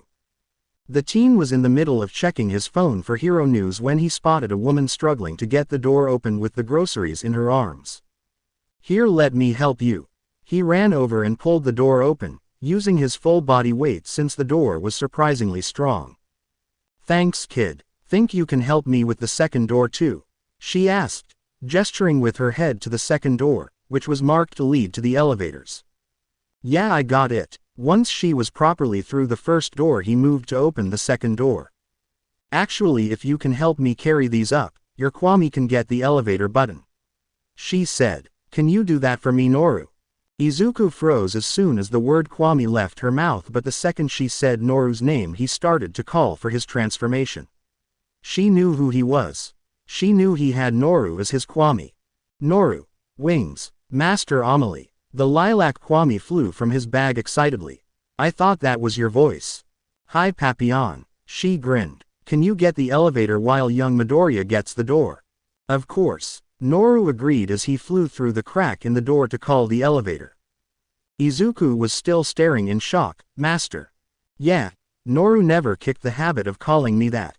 Most of the others call me Guardian, the other Kwami I mean." "You wanna come and meet them already?" The woman, Master Amelie, adjusted her hold on her grocery bags. "Yes," he explained, "if Noru was okay with her then she should be safe. And more Kwami. He'd be crazy to pass up meeting them." He took a few of the bags and held the door open with his foot. "So as Noru said, I'm Guardian Amelie. You can call me that. Or Ms. Amelie, or Ms. Tsurugi," she explained as they rode the elevator up. "Sorry to spring this on you, but I can't contact your weapons yet, and a random lady approaching a teen is typically frowned on. I figured you lot should meet me sooner rather than later." "I should call my teammates then?" he asked. "Ms. Yaoyorozu should be out of class by now, so I do think it's a good idea." She nodded. Half an hour later, two teens arrived outside an apartment complex. Both had been conspiring on what they were getting into, seeing as their third teammate hadn't exactly been coherent when he told them when to meet up. Said teammate came careening out of the building and was practically bouncing on his heels. "You're here. I'm so excited. Ms. Tsurugi said she wouldn't explain everything till you got here to hear it, so she was just showing me some of the recipes the Kwami like. Apparently Noru likes smoothies, he never mentioned it. Anyway, come on." He grabbed both by their hands and pulled them to the elevator. Who are we meeting again?" Shoto questioned. "Oh, Ms. Tsurugi. She's the one who picked out our jewelry pieces for us," he said, glancing for a camera in the elevator. He didn't see one. "And she's really close with Noru, Pollen, and Tiki." The pieces seemed to click into place for both. The elevator dinged and Izuku ran down the hall to one of the few doors on the floor. He knocked eagerly. "It's open," called a voice. "I'm back. They're here. Answers please," he asked as soon as his teammates had entered behind him. The space didn't seem like anything special. Just a normal apartment with a few chairs, a couch, and a hall that lead off to other rooms. Granted, it was a very nice apartment, not one most people could afford. From what looked to be kitchen emerged a woman maybe in her 30s, her hair tied up into a messy bun, dressed in casual but clearly high-quality clothes with a silver brooch pinned to her collar. On her left shoulder sat a Kwami with blue skin, and long feathers with magenta eyes on the ends. On her right shoulder sat Noru, happily munching on a macaroon. The blue Kwami flew into the air upon seeing them. "Oh, how cute. Pollen, Tiki, you two lucked out on your chicks. I bet you guys get to have so much fun. You both look like you could get into enough mischief to make Trix proud." Tiki rose from Momo's purse. "Dusu, calm down," she said, even as she embraced the blue Kwami. Pollen joined them. "I do like haunting my queen's house. But that's for personal offenses." Macaroons. Ms. Tsurugi held up a plate, before setting it down on the table. And chocolate chip cookies. Both are the family recipe. Oh Momo, you have to try the chocolate chip cookies. They are single-handedly one of the best things you humans have ever made. And this is the best recipe of all. Tiki insisted, flying over to grab one while also grabbing a macaroon with the other hand. Please sit. The woman gestured to the table, and they did. For the sake of identity, my name is Tsurugi Amelie. She started. As in Tsurugi Tech, Shoto questioned, having been wondering since Izuku said the name. She nodded. That's my family's company. But my full title is Guardian Amelie Tsurugi Graham de Vanille. Yes, those Graham de Vanille's master of the New Order of Guardians, and successor to Ladybug, first of the new Guardians of the Miraculous. She explained. So you're telling me that you're the heir to both one of the most successful technology companies in the world and the world's leading textiles company that supplies heroes with the fabric used for their costumes. Momo clarified. That's correct. She nodded. Many people in my family were very successful, call us lucky. I own half of the Tsurugi company legally speaking, but as for the Graham de Vanille company, I actually don't work in the business much anymore outside of managing the shipping here. I leave that up to my cousins. And you said Ladybug, Momo continued. As in Tiki's Ladybug, and if I had to guess, my predecessor. Also correct. There was a sad smile on her face. I don't know how much any of your Kwamis have shared yet, so I'll just say that she became guardian at a very young age, about as old as you are now. It's not a job taken lightly, and it wasn't one she asked for. But she took it in stride and remade the Order of Guardians into something far stronger, far better, for the future. And you're her successor. Izuku paused. But Noru told me the Miraculous in this box haven't been out since the beginning of the Quirk era, so if you're her successor, either the Miraculous grant you a very long life, or I am around 200 years old, she asked, and the Miraculous still grant you a very long life. Both are true. Being a fully realized Miraculous holder slows your aging quite a bit, which for you three shouldn't happen till you are in your 20s at least, so don't worry. But being an awfully realized holder, and a guardian, slows your aging to a near stop. That is if you want it to. I could have aged closer to a normal rate, but I decided I looked better at this age. People take me seriously without all the aches and pains. Ms. Tsurugi grinned. The Miraculous were used to help integrate quirks into being publicly accepted. The Tsurugi company made some of the first waves of pro-hero gear until that branch of the company broke off into some of the companies we have today, and the Graham de Vanille company still provides the textiles used for both gear and attire for pros. Izuku continued. You've had your fingers in making pro-heroes since the start. He concluded, running a hand through his hair. For the most part. Ms. Tsurugi shrugged. What can I say? I learned from the best. So, now that you know about me, I want to know more about you three. More than I can glean from respectful spying and access to school records. You have access to our school records? Shoto questioned. What on earth is respectful spying supposed to mean? Momo added. I had to make sure you were a good fit for the Miraculous, didn't I? I learned a bit about you from casual observation, privacy left intact unless I found it reasonable to breach. It was mostly spying when you three met up, made the most sense then. Also, the school records. I have friends who owe me. She shrugged it off. As a guardian I have to know how to look for potential, and I didn't want to give every kid who wants to be a hero a secret test of character. That's half of the country's tweens. Not to mention sneaking the boxes into your rooms. What, you wanna know the criteria? She asked, stroking the plumage on Dusu's head. Presumably the bird was her partner. Izuku nodded eagerly, seemingly entirely unbothered. Momo and Shoto both seemed a little more cautious about the whole thing. She sighed but had a smile on her face. I looked for students who had listed one of the top 5 hero schools in the country, kids who were shooting for the best. Then I narrowed it down to kids with high scores academically, since that better the chances of actually getting in.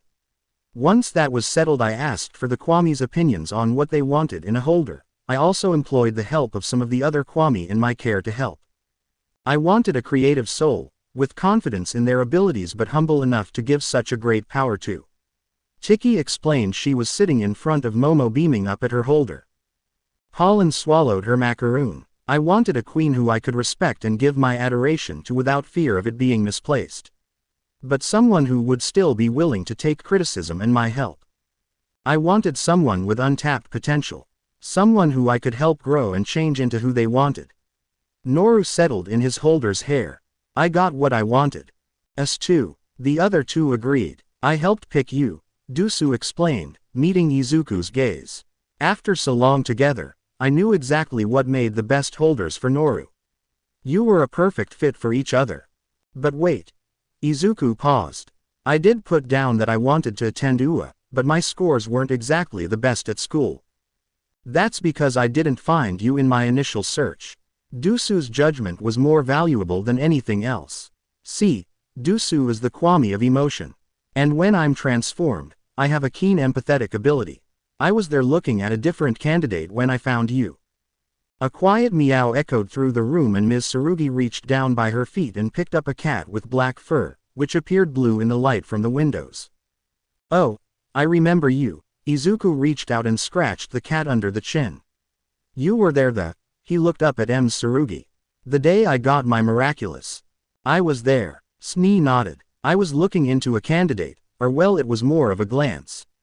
Reading people's emotions means I don't have to judge a book by its cover. I can get a synopsis within a minute of being in proximity.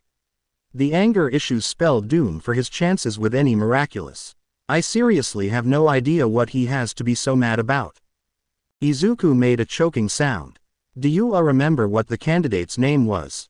Chapter text. Alright, who's excited for their first training day?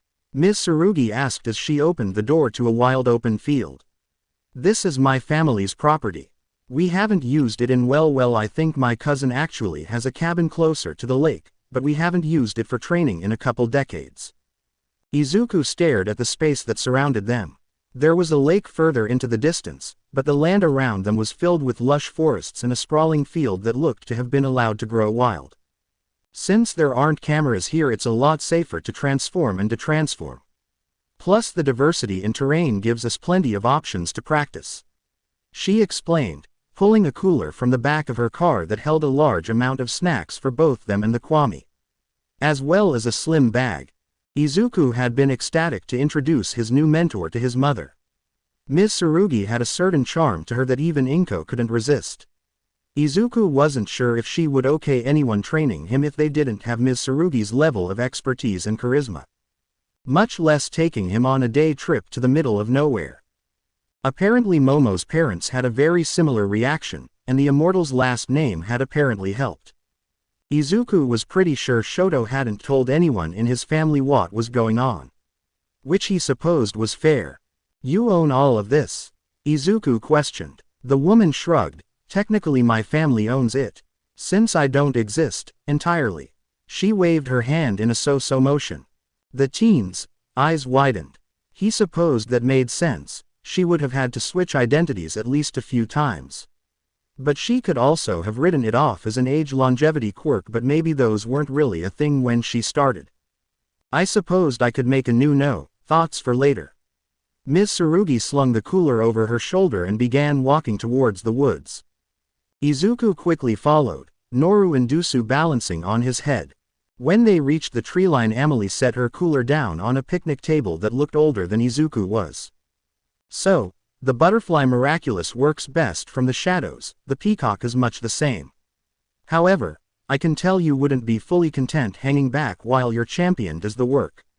She explained, retrieving a Swiss bun which Noru graciously accepted.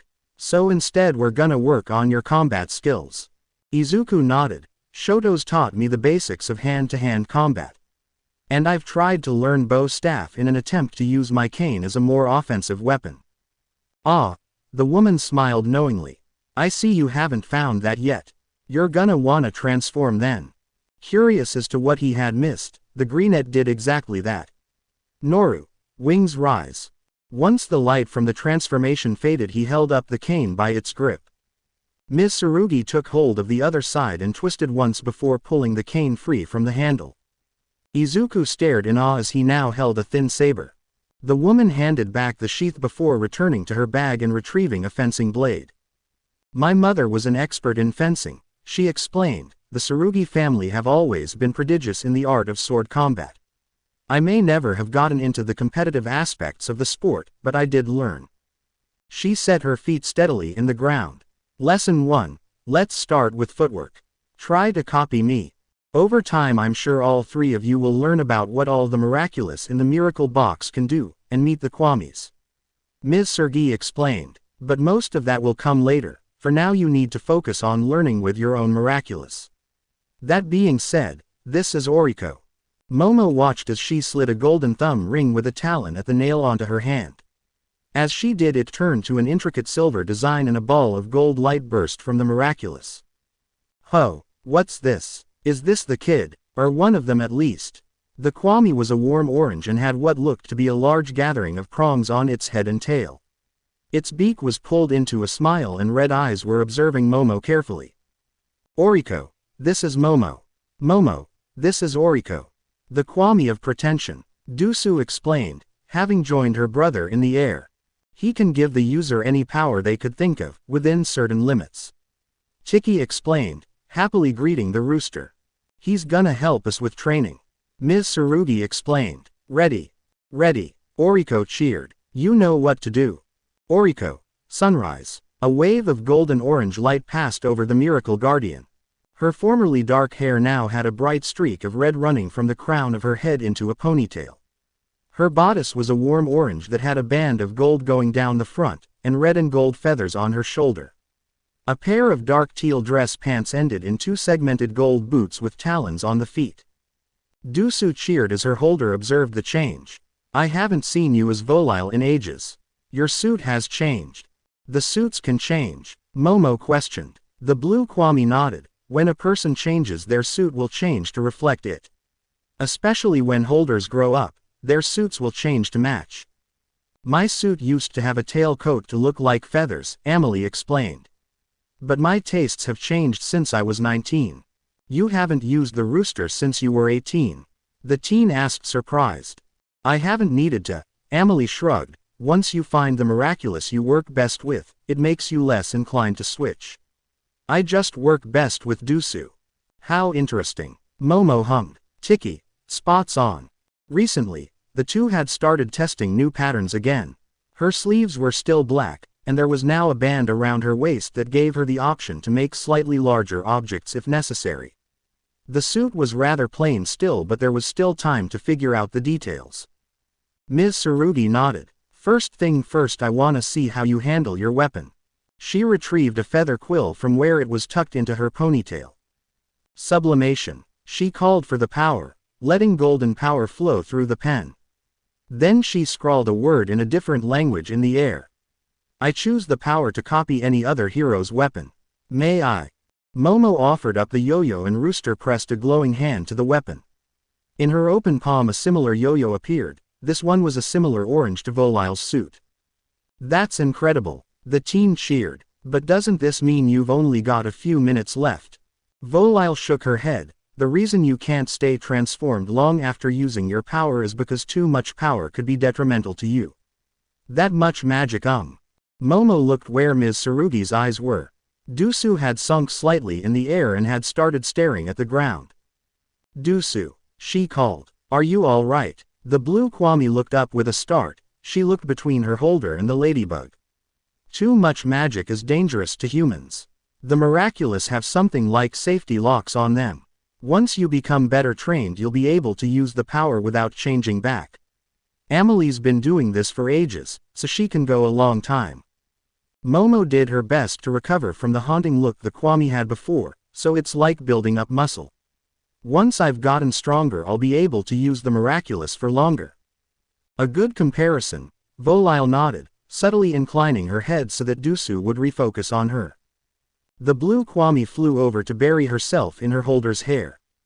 So, the woman grinned. How's about a race? Shoto had told his sister he would be gone all day. He had figured she deserved to know that much. But how do you explain to your sibling that you're avoiding training with your father by instead training with a magic 200-year OLF in the middle of nowhere? He had a feeling that wasn't gonna go well. Momo and Izuku had the luxury that their parents were willing to trust someone who had the reputation to back their words. He had a feeling Ms. Tsurugi probably knew more about being a hero than anyone else alive. Not that it would matter. He was more than content to listen to Pollen and Dusu tell stories as they drove to the Guardian's property.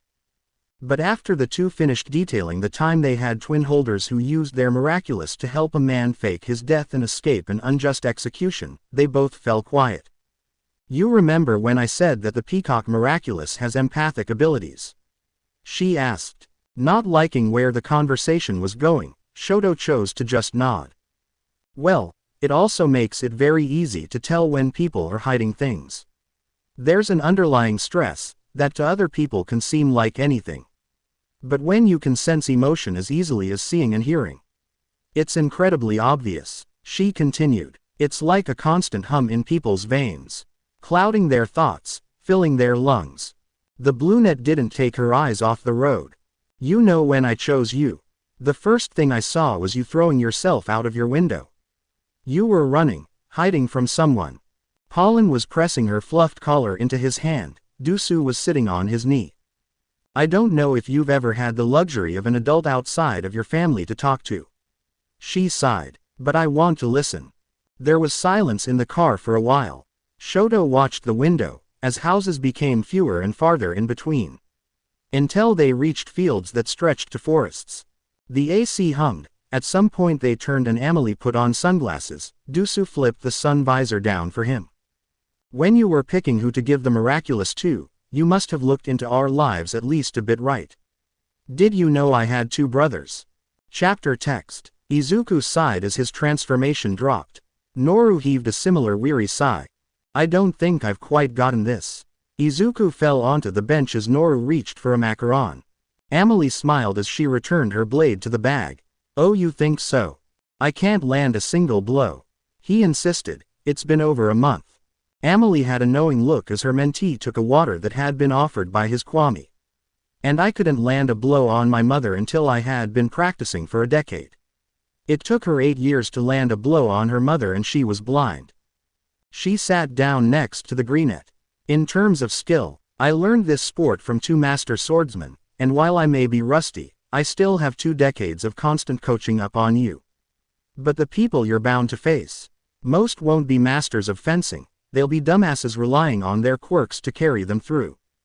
I still thought I'd improve more. Izuku bead. Are you going to give up? Amelie questioned. He shook his head. I don't want to. Could we try other things too? I want to rely on skill, but maybe I can try and find something I'm talented at as well. The innovation of a butterfly. The brunette hummed. Did you have anything in mind? Izuku thought of different fighting styles he had learned about.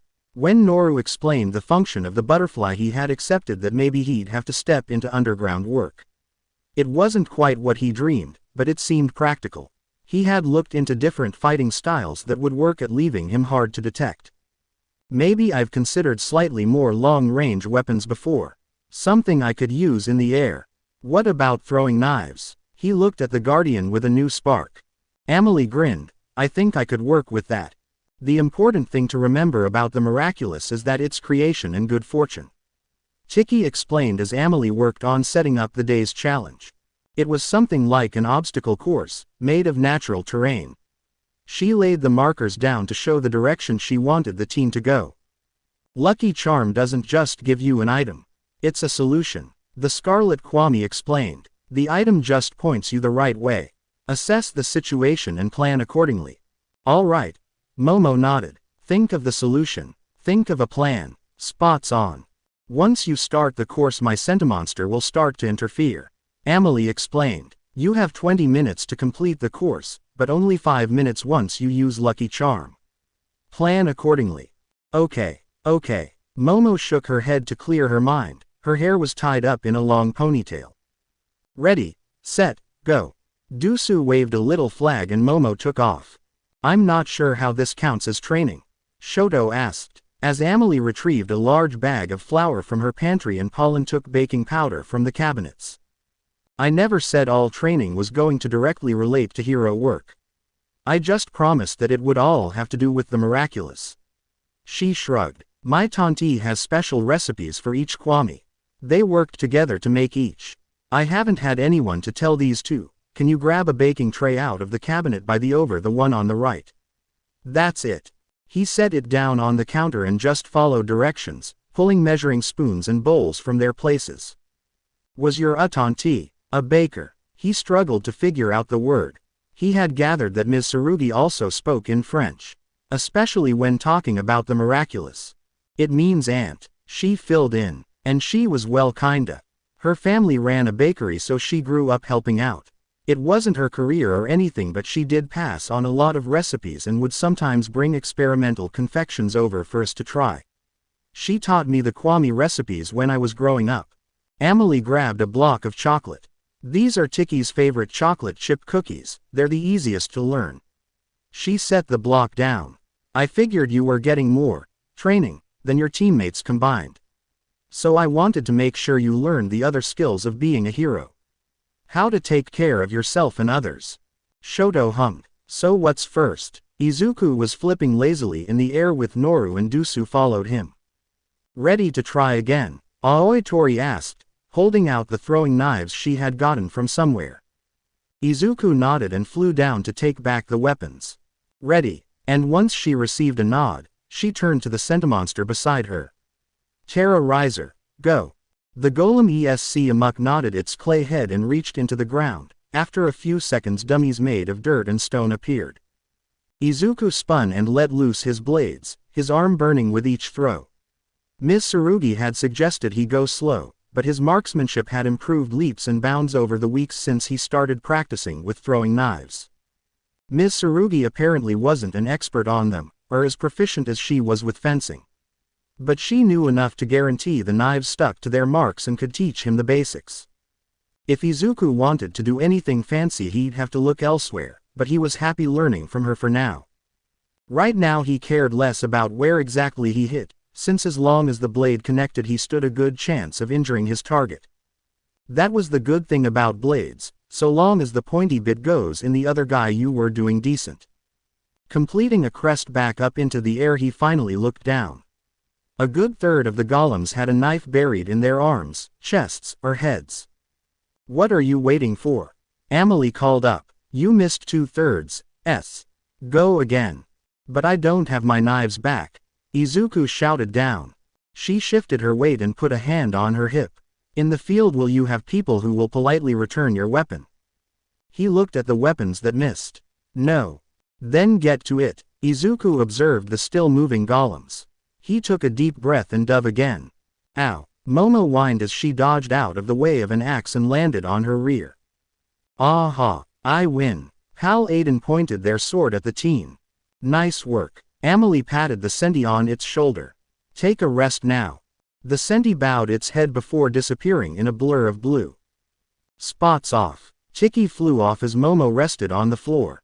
Amelie carefully moved her skirts to sit down next to Momo. She managed to look elegant despite sitting in dirt and dust. Did you know that there are two kinds of amuks? She started. The peacock miraculous makes a physical representation of the soul. So most Centimonster are an extension of a soul. I just choose the form it takes.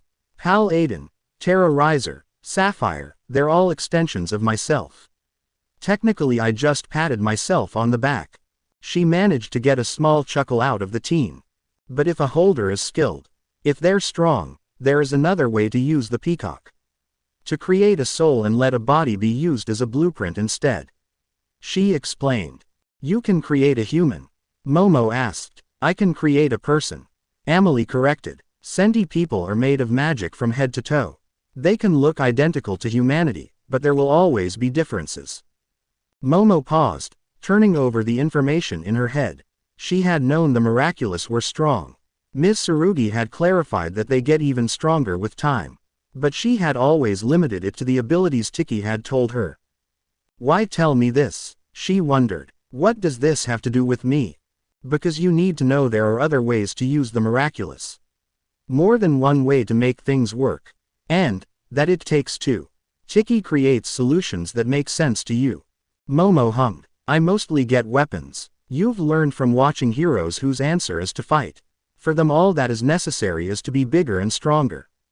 But for the miraculous, to work best you need to do things differently. As you grow you'll become stronger, but what you need is to be smarter. So what do I do? Momo asked. Chicky. Amelie looked up at the bug.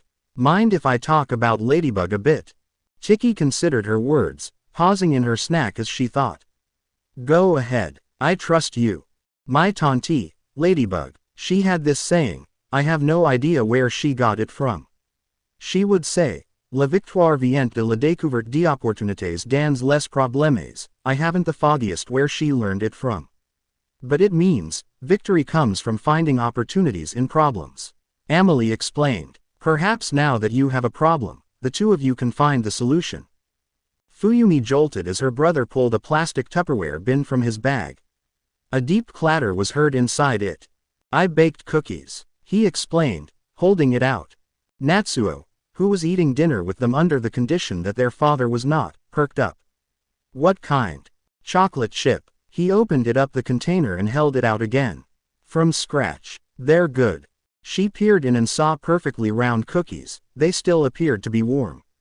Natsuo did not seem bothered by anything and took one immediately. After a bite his eyes widened and he hummed happily at the taste. Ryumi took one, but she didn't bite it immediately. So you've been gone all day baking cookies? She asked. Uh-huh, he nodded, setting the tub down and taking one of his own. Can I ask where? Fuyumi pushed. Her brother leaving for the day was normal. If he could, he'd be anywhere else. At my mentor's house, he decided. Your mentor, like specifically for baking her? The young woman questioned. Yep, the teen nodded, taking another bite of his cookie. He grabbed two more before turning on his heel and walking in the direction of his room. Since he didn't seem to want to answer anything else she just sighed. So what were we talking about before? Natsuo asked, grabbing a second cookie. She turned back to her brother. Oh, Dad thinks the house is haunted. She took a bite of the treat. Oh damn, that was a good cookie. Chapter text. Izuku was fighting the urge to fidget as he walked into the elevator. They were all headed to M. Tsurugi's apartment for breakfast and to pick up treats for Noru before Izuku headed to UA. His other two teammates had a few more days of prep since both had received recommendations for the school, and therefore would take a different exam later that week. You're gonna do great, Momo repeated. You've worked hard, and it's paid off. You can hold your own in a spar against both of us at the same time. You've improved greatly with your knives and saber. You're maybe the most prepared person for the written exam in the world, besides maybe Momo. Shoto added as a last thought. And you're not even competing against me. Momo nodded. You'll be fine. Once the door dinged open they hurried to M. Tsurugi's door. She had given them all copies of the key but today it was unlocked already. Chicks. Dusu greeted flying forward.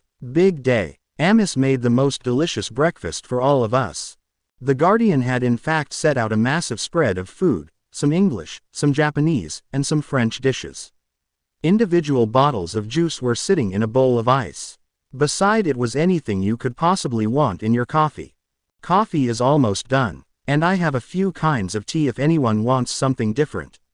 She pulled off an apron and set down a tray of croissants on the table. Mind if we have a few others join us for breakfast? Chicky and Pollen practically squealed and Noru followed them down the hall. I thought you might want to meet the other Kwami. Ms. Tsurugi explained. I know they've been dying to meet you. Oh, that would be wonderful. Momo almost matched her Kwami in enthusiasm. Right. She walked down the hall and after a minute a large number of cheers echoed through the apartment and over a dozen Kwami swarmed the room. Look at the initiates, called a gray and white horse-like Kwami.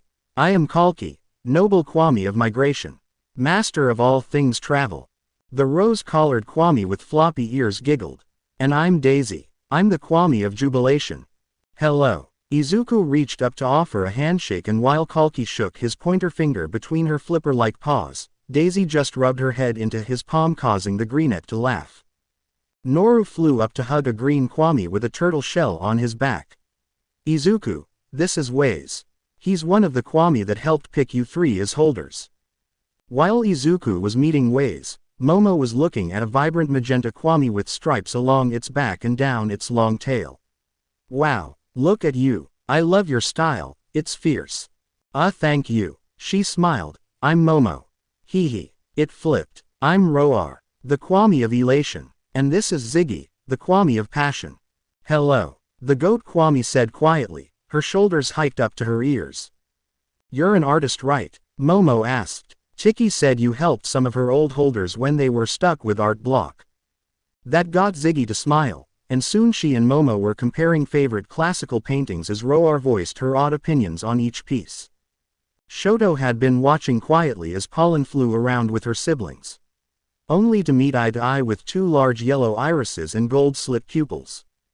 Hello, hatchling. It tilted its multi-horned head. You were the elemental, yes. He made a humming noise to confirm. I am Long, master of storms. The dragon, for what else could it be, pulled its legs up to float on its stomach. You seem kind. Ms. Tsurugi returned to the room with Dusu on one shoulder and a fox with a long orange tail on the other. Guys, this is Trix, he's the kwami of illusion. You might have heard Dusu mention him a few times. She explained, rubbing a hand under the fox's chin. He's kind of a second kwami partner to me, I suppose. Amy here needs some extra help being discreet. Trix rolled his violet eyes. Ass do you at times? Said a serpentine kwami with teal-green scales. And this is Sass. Ms. Tsurugi gestured to the snake kwami. Izuku walked toward the table with his arms full of kwami. Noru had taken his preferred spot on his head while Daisy and Kalki had taken his shoulders. Waze, Zuapu, Bark, and Oriko were all in his arms. Nice to see you again, Momo. The rooster called to the girl. And you, Oriko? She nodded. It's nice to meet the rest of you, but where did Tiki? She finally caught sight of her own kwami partner, sitting atop a bookshelf where a nest of blankets was set up. She was curled around a black kwami whose tail swayed lazily off the side of the shelf. Hello. She greeted the cat-like being. I'm Momo. Two vibrant green eyes opened and slit pupils focused on her. I know. She smiled awkwardly but decided to leave the two alone. Don't mind Plag, Ms. Tsurugi assured her. He's just cranky right now. He'll warm up soon enough. Now, breakfast time. The kwami cheered and flew to the table, grabbing treats while the teens got plates. While eating, the teens got to know each kwami's name and a bit about them. Stomp, a blue ox with a hard stare but friendly smile, had explained that most of them were tied to the Chinese zodiac. But Trix, Waze, Noru, Dusu, and Pollen were all in the upper box. While Plag and Tiki were the duality kwami of the box. After a while the two had joined the rest of them. Plag had disappeared into the fridge to grab what appeared to be a tin of cheese. Tiki had taken a croissant and joined Momo on the couch. After a second of staring at the kwami on the teen's shoulder, Plag joined them. Momo tried to let the cat be as he didn't seem super interested in talking. She just let the two sit on her shoulder as she ate. At some point she absent-mindedly went to pet Tiki and instead of a smooth head her fingers met fur. She paused, but when the kwami lightly pushed his head into her fingers she pet him instead. After all of the kwami had been introduced and most of the treats were eaten, it was about time for them to walk Izuku to school. Here are the snacks for Noru. Ms. Tsurugi handed him a lunch box from the counter. You'll want to put a few in the pocket of your jacket. That way if you need to detransform at any point, you can recharge. There are a few treats for you as well if you want them. After that she retrieves a small box from the shelf. And this is a gift for making it this far. She held it out to him. Izuku looked surprised but set the lunch box down to open the box. He gasped at what he saw. Momo and Shoto leaned over his shoulder. Oh wow, Shoto mumbled. Those are beautiful. Momo cooed as she looked as Izuku took a silver blade from the box. I thought you could use some better throwing knives. Ms. Tsurugi explained, smiling. So I had these made for you. Each blade had an amethyst set into the hilt. A swirling pattern of lines reached up to an etching of a butterfly. They're enchanted. They'll disappear and reappear with you when you transform, the same way your cane does. She held up a black leather holster which came with a belt. If you want to keep them when you detransform, just take the holster off your hip and it should carry over. And if you destransform without one of the knives, it will vanish and reappear when you transform next. Izuku carefully turned the knives over in his hand, testing the weight and getting used to the feeling of the grip. Thank you. Thank you so much. Ms. Tsurugi wasn't expecting the greenette to hug her, but after a second of shock she returned it, with Noru happily joining in. And don't think I've forgotten about you too, she said over the boy's head. I do have a gift for you both as well, but you'll have to wait. Momo pouted slightly but quickly recovered to join the group hug. Shoto, very hesitantly, also wrapped his arms around his teammates. All right, you've got a test to ace. Ms. Tsurugi ruffled the teen's hair. And a challenge to overcome. Keep your wits about you, play to your strengths, and remember you've worked for this. You have as good a shot as any to get into that school, probably a better one than most, but if by some unforeseeable circumstance you don't, you're destined to be a hero, and we'll just find another way to do it. She ruffled his hair again. Knock 'em dead, kiddo, and call me tomorrow to tell me how it went. Izuku hugged Momo one more time, a gesture she happily returned. Shoto had hit his hug quota for today but did squeeze Izuku's hand for a second before bumping shoulders with him. You'll do great, Momo reminded him. Just remember to take your jacket off before you transform. Right, he nodded. They had quickly put together that so long as they took their jackets off they could pull them on again over their suits and play it off as an odd-fashioned choice. Shoto had even discovered he could remove the overcoat on his costume to more easily hide, unfortunately leaving his miraculous more exposed. Momo had the advantage that at the moment her suit had very little flare, so it sat easily under her usual workout attire. Izuku's workout pants were already purple, so he was just hoping none would notice the slight change once he transformed. His gray and green workout jacket currently sat over his old school uniform. He didn't exactly have many outfits. The coat also had 2 slits in the back, much like most of his clothes, to allow him to use his wings with little to no restriction. All right, I'll call you when I get out. He casually graced a hand over where Noru was hiding. The Kwami was planning to hide outside the exam room, since the greenette was worried someone might see the moving in his pocket or bag and accuse him of cheating somehow. Noru couldn't be seen on camera, so it would be easy enough to find an empty room to sit in. Have your knives? Shoto asked, and Izuku lifted his coat to show them already strapped to his hip. Ms. Tsurugi said they'd lock into my hero suit whenever I transformed next. He repeated what their mentor had told him. So when I do the exam, they'll be there. All right, I can do this. Good luck. Momo squeezed his hand and Shoto nodded. Right, I'll see you tomorrow. He turned to the gate and followed the stream of kids also headed to the exam. Throwing one last shaky wave over his shoulder. He lingered right outside of the building once he reached it, taking it in and getting his emotions under control. He was finally getting his heart rate down when a familiar growl reached his ears. Oh damn, he mumbled and quickly jumped to the side as a rather angry blonde charged right past the spot where he had just been. Deku, what the do you think you're doing here? He spun around and a large pop pushed him forward even faster. But yet again Izuku just sidestepped him, letting the blonde hit a concrete flower bed he had been in front of. I'm here for the entrance exam. You already knew I wanted to apply here, ka Bakugo. He sighed. He had done a wonderful job at trying to ignore the fact that the angry blonde would be here. Part of the reason he was waiting till the last minute to go in was in an effort to try and dodge his ex-best friend entirely. Well, there goes that hope.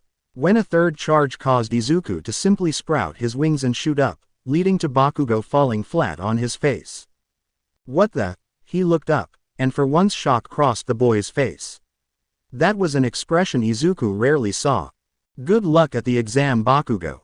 Izuku landed lightly on the ground and cocked his hip. I know you've wanted this for a long time. So best of luck. Izuku turned and went to enter the building and stood behind a brunette who smiled at him. Wow, she said, catching sight of his wings as they disappeared into his back. Your wings are beautiful. Izuku blushed slightly. He didn't really get compliments from girls, except his mom and Momo, but they didn't count. He rubbed the back of his neck. Thanks, I like your smile. While it was true, she did have a very pretty smile, he wished he'd come up with something better. Thanks, she cheered before turning and taking her card. Izuku followed and felt Noru stir in his pocket. She was cut off as someone bumped into her. Before he could finish introducing himself they were separated by the crowd. Izuku sighed. She seemed nice, with any luck he might meet her later. Chapter text. Izuku turned his head to survey the crowd. He saw dozens upon dozens of kids filing in. Nearly every kid of their generation wanted to be a hero. So it wasn't that much of a surprise. Even kids who didn't want to join the hero course would go to support a friend, or just for the sake of a good memory. Izuku took a register of quirks he could see, or evidence of a higher level of training. Most kids had backpacks, to hold changes of clothes. But a few had bulkier bags. Equipment, specialized gear. Izuku began going over his equipment in his head. Cane, saber, knives, wings, suit, champion. Cane, saber, knives, wings, suit, champion. Cane, saber, knives, wings, suit, champion. Cane, saber, knives, wings, suit, champion. Kana saber knives swings suit champion. I mean this in the politest way possible. Started a dark-haired boy right next to Izuku. But you have not stopped talking since you sat down. Be quiet, or please leave. Some of us would like to pay attention. He rubbed his neck. I appreciate your confidence, but I doubt, champion, is an appropriate phrase. His voice had claimed slightly and Izuku saw his eye stop twitching from annoyance. Izuku paused. It's not me. Champion is part of my quirk. It still felt weird saying that. With his teammates he never called it a quirk. There wasn't a need to. He just called it Noru's power, or the miraculous power. It was odd to call it his in any meaningful way. Before the boy could ask what on earth a quirk called champion would entail, the lights on the stage illuminated the room and a hush fell over the room. Present mic. The voice hero made his dramatic entrance onto the stage. Izuku was practically buzzing in his seat and the boy next to him leaned away slightly. I suppose you are a fan. He didn't really say it like a question, but Izuku still turned to him. His eyes could be glowing, he was so starstruck. I listen to his radio show every day. The greenette said in a stage whisper. The dark-haired teen gave an awkward nod as they both turned back to the stage. It appeared no one had cheered at the first call to action, so when prompted again, Izuku stilled his nerves and gave a whoop of excitement. Well, it's good to know I have at least one fan in the audience. The pro called up and Izuku blushed at the attention of his fellow applicants. Noru rested his head against Izuku's side from his pocket. Noru told him he shouldn't be embarrassed for being excited. 10 minutes. 7 potential settings. 4 kinds of robots. 3-point values. Wait. Before he could question it, the boy next to him raised his hand into the air. Well, the word raised could be replaced with rocketed. Izuku felt his hair ruffle with the force of it. Excuse me, sir. I have a question. He stood up as he said it. Apparently this kid did nothing small. The hero's eyes scanned the crowd for a second before zeroing in on the teen. Hit me. A spotlight lit up the seats in the immediate area. Izuku glanced into the catwalk but couldn't see anyone. How did they focus the light on them so fast? At the very least the boy seemed unfazed. On the printout, he began. You've listed 4 types of villains. Not 3. Is this an error on the official UA material? Beck. He's probably getting to it. Izuku whispered, actually quietly this time. He saw the gears in the teen's head turn over that information. Oh. Examinee 7111 right. Well, thanks for calling in with your request. Present mic. Addressed the boy, who Izuku still didn't know the name of. Examinee 7111 sat down hard as the hero addressed him. The 4th villain type is worth 0 points. It's just an obstacle to get in your way. There is one in every battle center. But there's no point in fighting it. Izuku paused at the last 2 statements. If they were really meant to be a distraction, as the hero had implied, then why only one in each center? And why not fight it? Assuming they followed the same pattern as the previous point values, 0 points wouldn't be too difficult. Why not just take it out and carry on? And if the little 8-bit visuals present mic. Used were anything to go off of, the expected response was to run away. And fast. Why? Izuku had a feeling that there was more to the 0-pointer than met the eye. Examinee 7111 nodded his head once, still seemingly caught off guard at asking his question too early. Thank you. That's all. Izuku waited till most people had cleared out of the changing rooms before pulling his jacket off and Noru flew out. You can do this. Noru nodded to him. I can do this. He agreed. Can we keep the light show to a minimum? Hee. Noru rubbed against his holder's cheek. I'll try. Noru. Wings rise. Izuku whispered, and like before, a swarm of butterflies flew from his brooch and filled the corner of the changing rooms he had hidden in. He didn't see the dozens that flew out of windows and vents. Other applicants pointed at the sudden appearance of butterflies as they drifted into the fake city. Izuku put the jacket over his vest and pushed the hair from his eyes. Party time. Wings first, or should I hold off until I get into the city? The greenette wondered to himself aloud. I'll decide once we start. If I don't have a clear takeoff, then I can't risk them getting bent. As his eyes scanned the crowd, he saw that many people had in fact brought equipment. There was a blonde kid with a huge belt buckle that had to be for his quirk, or else it was just a crime to fashion. His eyes caught a familiar head of brown hair. The girl from earlier was in his group. Maybe he could get her name before the battle started. As he moved to start forward, he felt a hand grab his shoulder. The same dark-haired boy from before had caught him. She's trying to focus.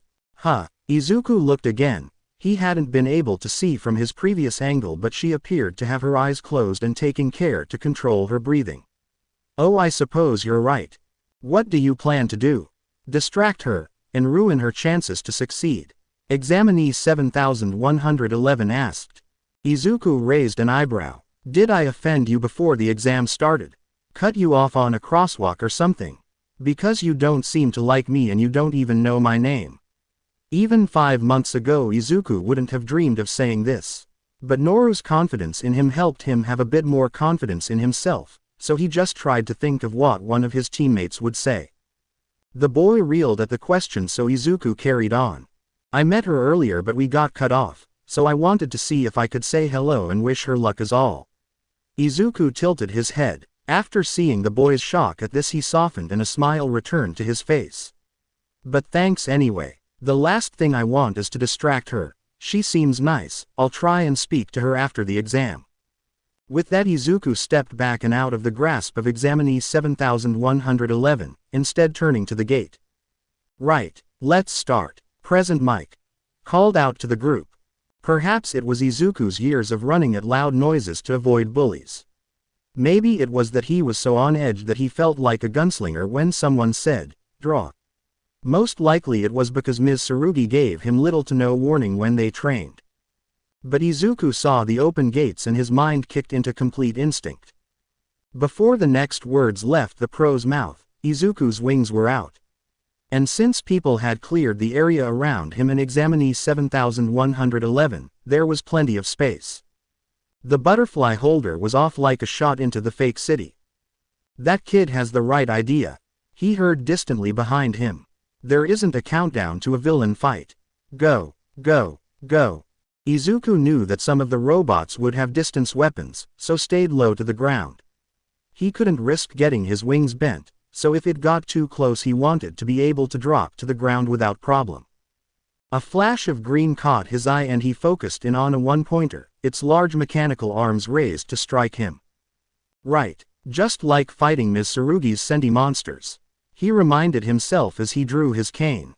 He didn't bother to unsheath his saber, instead just jamming the cane into the space between the robot's neck and its body. He dropped his wings and used his body weight to sever the head from the body, rolling on the ground and springing back up into the air with a flourish of wings. As he passed a large amount of already damaged robots, he saw the girl from earlier running up to tap them. As she touched each, they began to float into the air. Once the brunette touched both hands together, they went crashing back to the ground. Awesome, Izuku mumbled. He'd have a field day asking about her quirk later, after this was over. The fact in both cases she touched with only the tips of her fingers, probably no, later Izuku. Later. A few two-point robots were turning a corner to his left and Izuku quickly revealed the sword hidden in his cane. They each fell to a few swings. Indestructible miraculous weapons combined with enhanced strength made for an effective combo. He passed what appeared to be a fake cat cafe. He knew UA had a decently big budget, but they really bothered to pay for fake advertising. He noticed a boy with what looked to be extra appendages surveying the area, probably looking for large groups of villains with less competition. Right, he had his own extra eyes, didn't he? A white butterfly flew in front of him. Lead me. Be my eyes. He asked it and it turned and started flying towards small clusters of butterflies. He was faster than them, but he could follow the magic bugs like a trail since most had already spread out. 1 point. 1 point. 3 points. He shot away from the fallen robot as it combusted. 6 minutes remaining. A large swarm of butterflies met him and he followed them to see a kid holding a makeshift spear and club. He appeared to be using mostly weapons, so his quirk must not be very combative. Except right now he seemed to have bit off more than he could chew. Izuku saw him favoring his left leg while a dark stain grew on his right and quickly realized why he wasn't running. As a two-pointer tried to attack him from behind, Izuku dove, dragging the kid to safety and grabbing a knife, Izuku managed to embed it in one of the robot's eyes. "I'll carry you," he told the kid boy after he got done yelping in shock at being grabbed. "You swing." "All right," he nodded, still clearly shaken from the close call. Izuku flew close enough to a one-pointer that the boy could bring his club down on its head, causing the camera to break, and it ran into another robot. Both fell and Izuku put two knives in what he was fairly certain were their power source. It stopped them well enough. The kid jammed his spear into a three-pointer, where its cannon was. There was a blast and Izuku dropped his wings and wrapped around his passenger as they were knocked away and fell a few feet from the ground. "That's why we fly low," Izuku grumbled as they both stopped rolling. "You okay?" "Why yeah, thanks to you." The boy sat up. "Are you okay?" Izuku was very relieved. His suit took most of the hit and mentally apologized to Noru. "So many Swiss rolls," he swears. He got up and retrieved his blades. "Yeah, is your foot okay?" "You were favoring one foot." He looked at the boy's right leg. There was a gash in his pants that let Izuku see a cut across his calf. It wasn't overly a threat, but would hurt the boy's mobility. "I fell back and landed on a broken bot. A bit of it cut me, but I'll be fine," he assured the greenette. "I don't really care about getting any more villains. I was just here to support a friend, but he got separated from me. I'll just start heading back to the gate and try to stay out of trouble." Izuku nodded but unfurled his wings and picked him up anyway, and they began flying towards the exit. "Hey hey," the boy yelled. "What are you doing? You'll miss out on getting more points." Izuku gave his most charming smile. "What kind of hero would I be if I left someone injured on the battlefield? I'm Midoriya, by the way." "Oh, Otomo Kanon," he said. "I'll bring you closer to the entrance. Most of the bots should be destroyed over there," he explained. "Besides, I can still try and knife a few as we go." As they moved, occasionally butterflies would point him towards a robot that was still operating, and he'd either use his cane or knives to finish them off. He'd try and grab the knives if he had the chance, but tragically he had to leave one or two behind. Oh well, they'd return when he de-transformed. Maybe he could sneak one in before he headed back to find. There was a loud bang that echoed through the area they were in. Izuku didn't turn around right away, to focus on correcting their flight path as they were forced forward with a jolt. "Holy shish," Otomo practically screamed in Izuku's ear. Finally Izuku turned to see what had caused such a shock. The zero-pointer. It was massive. So that's why there's only one," the butterfly holder said in shock. He saw dozens of kids running away from the bot and Izuku was fully prepared to follow, until a butterfly flew right into his face. "Ah, what?" He slowed up. "What's wrong?" Then he felt it. Fear, much sharper than anyone else, mixed with pain and nausea. But it wasn't his sensation. It wasn't like Ms. Tsurugi described empath abilities either. It was more like an alarm in his head, pointing him towards whoever was feeling that way. Someone was in trouble, behind him, by the zero-pointer. Izuku turned. Someone stuck, he realized. What? Where? Otomo asked. Izuku flew higher, a flash of brown hair and a gray jacket. Right in the path of the massive machine. Just as quickly he flew back to the ground. He saw the dark-haired boy from earlier beginning to turn and run. Examinee 7111. Without thinking he flew to him and shoved Otomo into the kid's arms and thankfully, 7111 took him. Get him out of here. Someone's stuck, I gotta go help her. He shot back into the air and saw a few butterflies already ahead. Get in its eyes, he called to the magical bugs. Distract it for me. If he were thinking more clearly he might have thought to make a champion. But right now all his mind supplied was, help her, help her, help her, help her, help her, help her, help her, help her. Distantly, he heard Present Mike. Had called how much time was remaining but he didn't pay it any mind. Izuku's wings were beating faster than he ever had seen them go, he felt like a bullet fired out of a gun. A swarm of butterflies kept growing and growing around the zero-pointer, not that Izuku noticed, even as another swarm burst from the cane on his back. In a room filled with cameras someone said, "Oh damn." To which another added, "That's a lot of butterflies." Most of them had expected something flashy, perhaps something rather gory. Most hoped nothing much would happen at all, to save them the uncomfortable view of a kid getting maimed. But apparently no one expected butterflies. Butterflies in the hundreds that is. And they seemed to be slowing the zero-pointer down.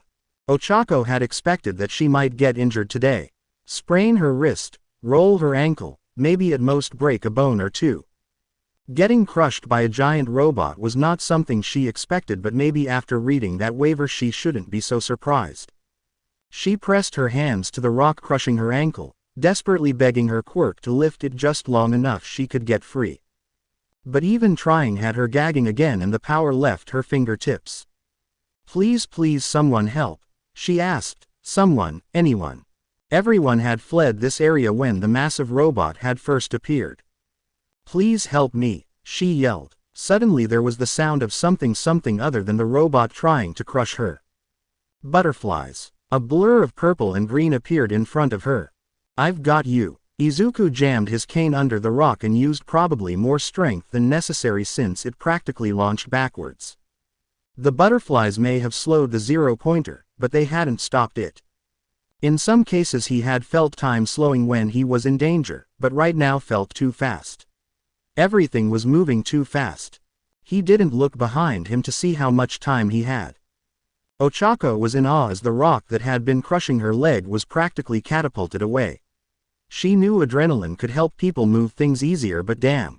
Before she could comment or even fully register what had happened, a pair of arms were under her legs and back and she pulled against someone's chest. She finally actually looked at who had come for her.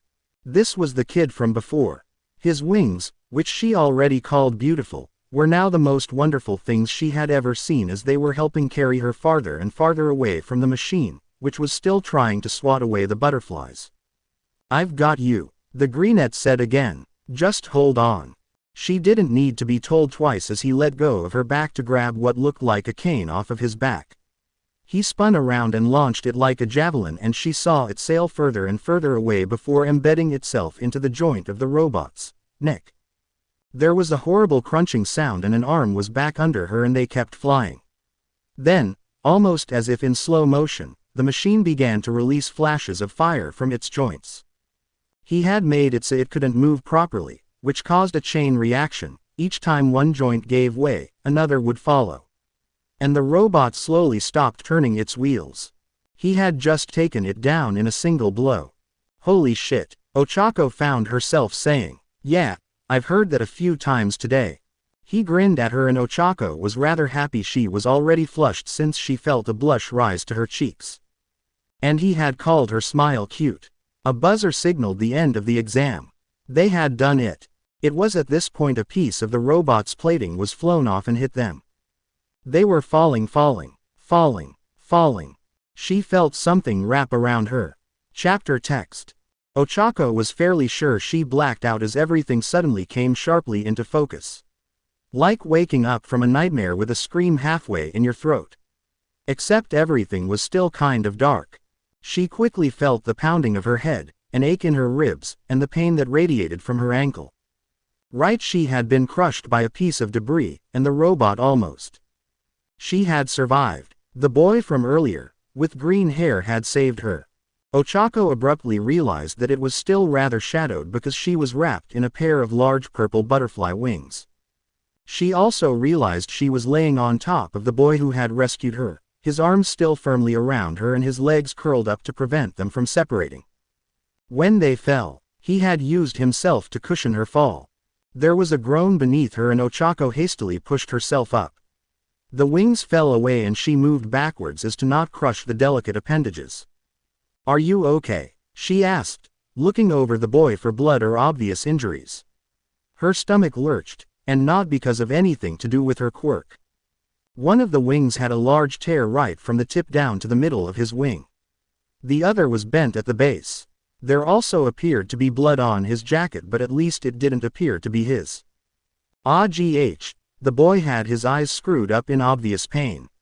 She almost wished he had been knocked unconscious, since he would at least be spared the pain.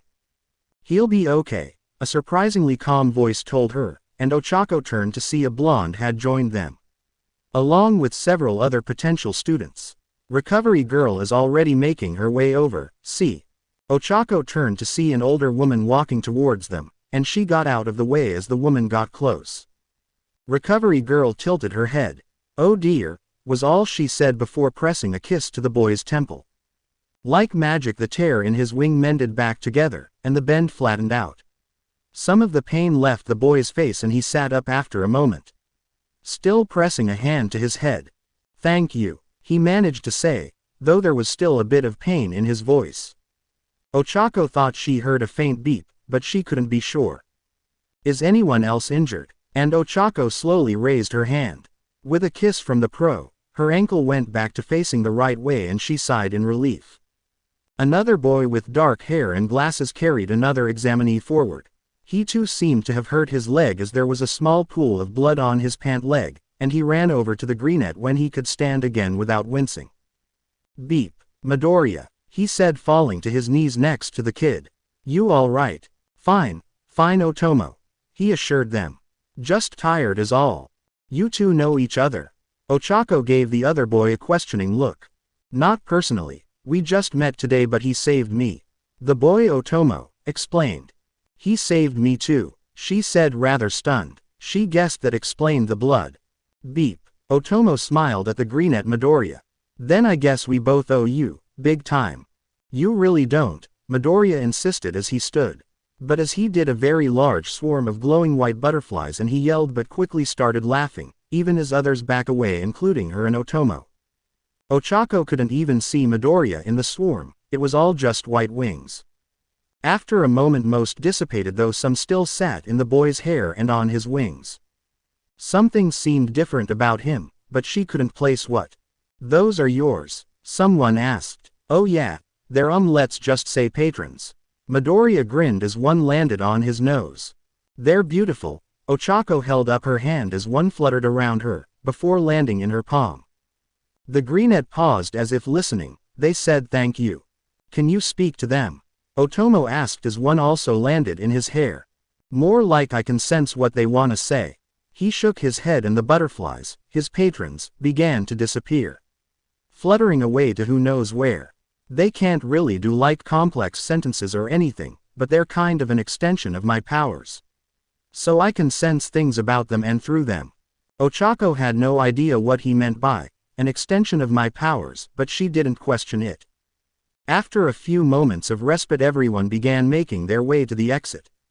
Izuku hadn't managed to grab anything from his cane, since it had been somewhere in the wreckage of the zero-pointer. So he needed to get back to his bag and feed Noru. The Kwami more than earned it. After that he desperately wanted to fall over, preferably where his teammates were able to catch him, and sleep for a week. Or at least until the results letter was sent. He knew Recovery Girl's quirk used people's own energy to heal them. And even though he hadn't made a champion, when she had healed his injuries it had drained the time for his transformation. He'd have to keep that in mind for the future. Noru would need to recharge if he was healed by anyone but Momo, and then that would drain her own time. The Kwami in question curled against his chest and Izuku could feel the rumble of his stomach. The second the changing rooms were in sight, Izuku ran to grab his backpack.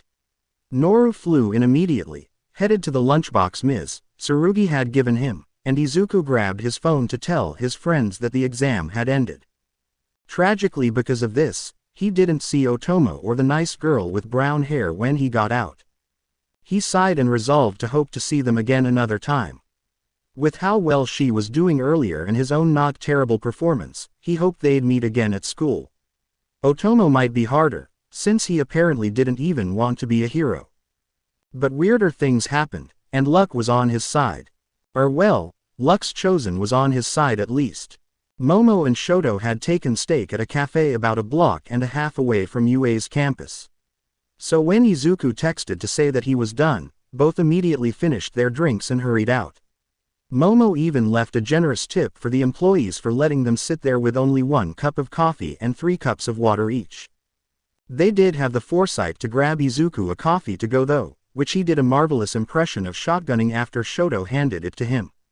Meanwhile he slumped against Momo and she had to hook an arm under his to prevent the greenette from toppling. "How'd it go? Did we accurately prepare you for the written exam? Did you make a champion? How's Noru?" she asked, adjusting her weight to support the exhausted teen. Izuku didn't say anything until the coffee cup was empty. "Thank you." He nodded to Shoto before tossing the cup into a trash bin. "It was fine. I think I did well enough on the written exam, definitely enough to pass. I didn't make a champion, I kinda forgot I could. Noru's currently eating in my bag like he's going to fast for a month and needs to put on weight." He slumped his head against Momo. "Are you hurt at all?" Shoto asked, eyes appraising for injuries and briefly catching on a smear of blood. "Oh, it's not mine," he explained. "I helped another examinee. He cut his leg and I got some of the blood on me when I carried him out of the way. And we're both fine recovery girls." She healed the 3 of us up. "The 3 of you?" Momo asked, turning so they could begin walking to Izuku's home. He looked like he needed rest, and based on how heavily he was leaning on. "I also saved this one girl. I'm not sure how much I can tell you right now, since I want you to have an equal footing for your exam, but during the practical something," he winced and his wings shook. "I also saved a girl who got stuck. And we both were hurt when something happened.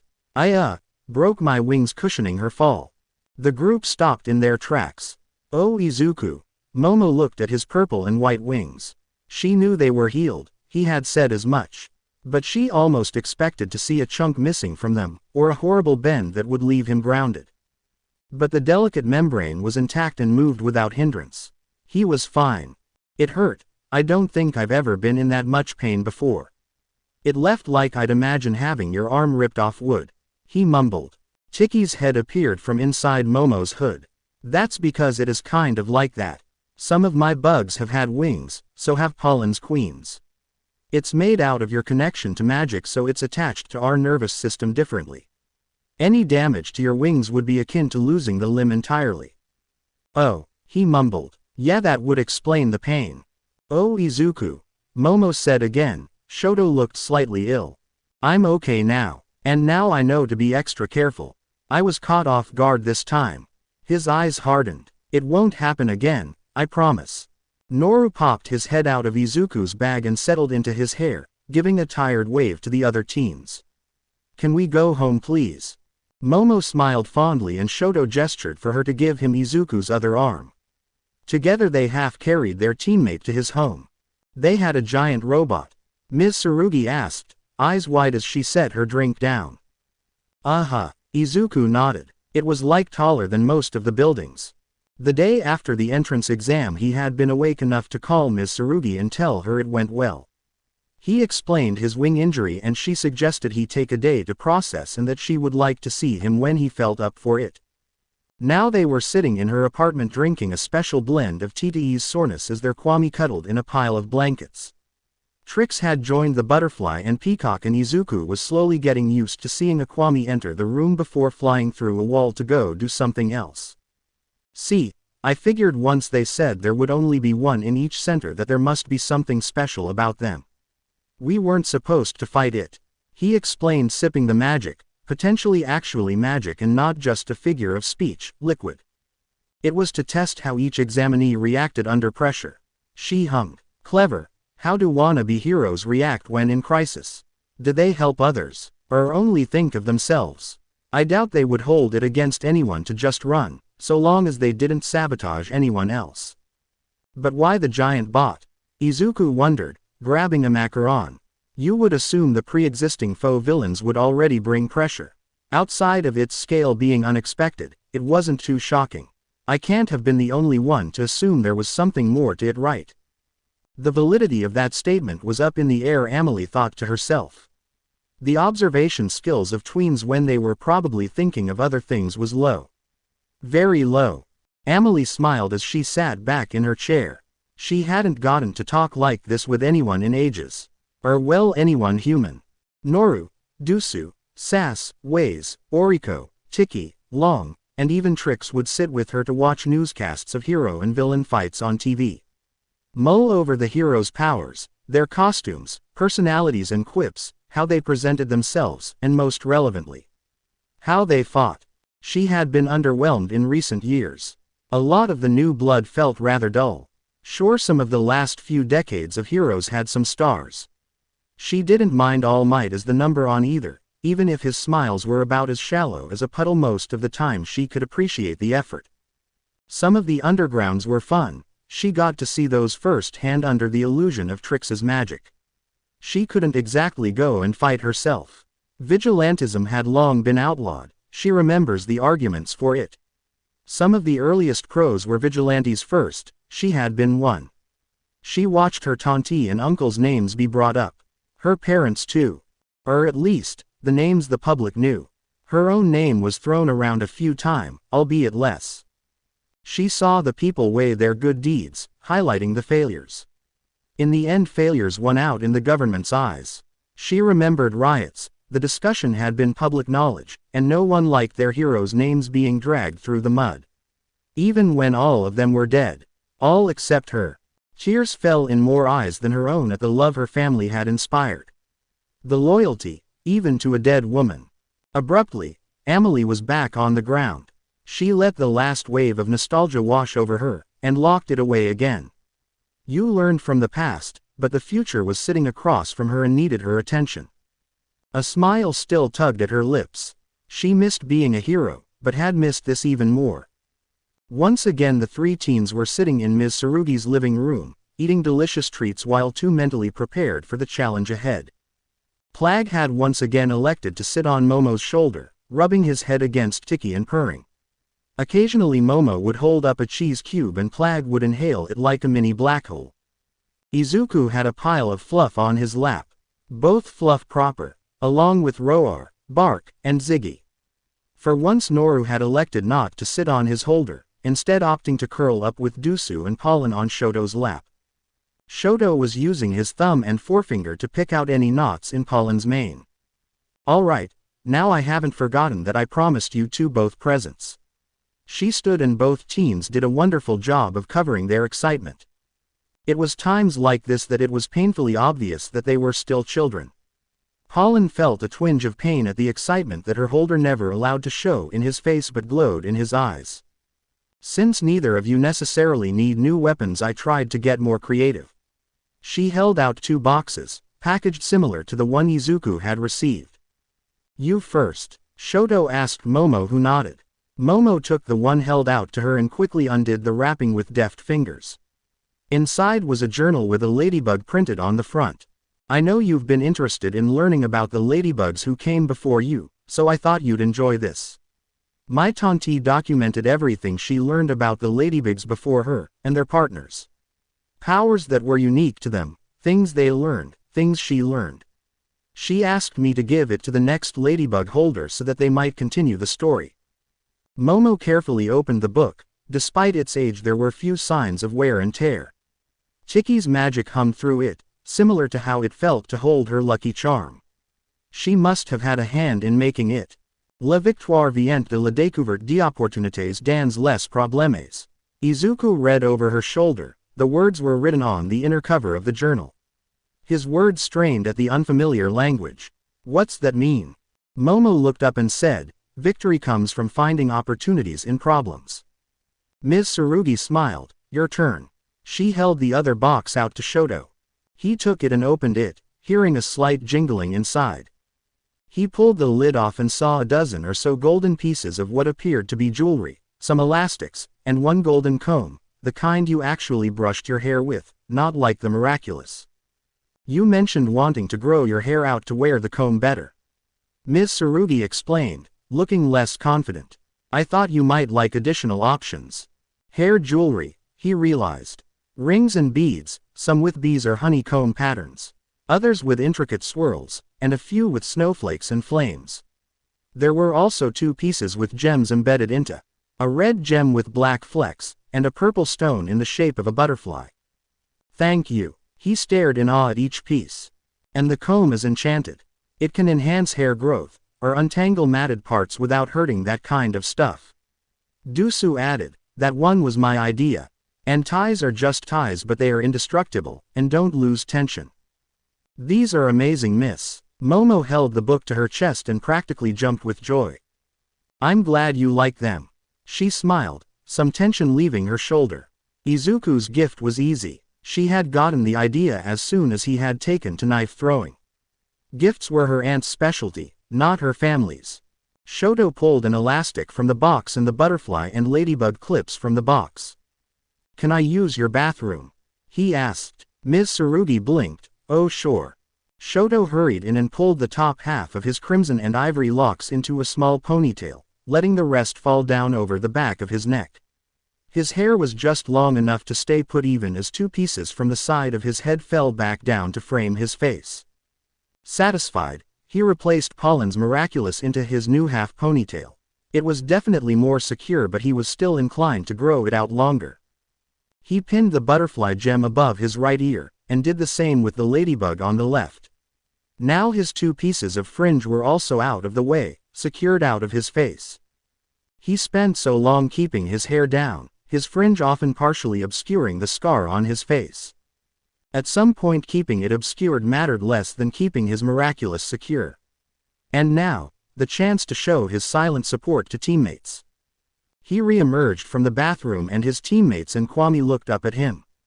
Does it look good? He asked. Pollen immediately began to buzz with excitement, complimenting her queen and flying around to observe the jewelry at different angles.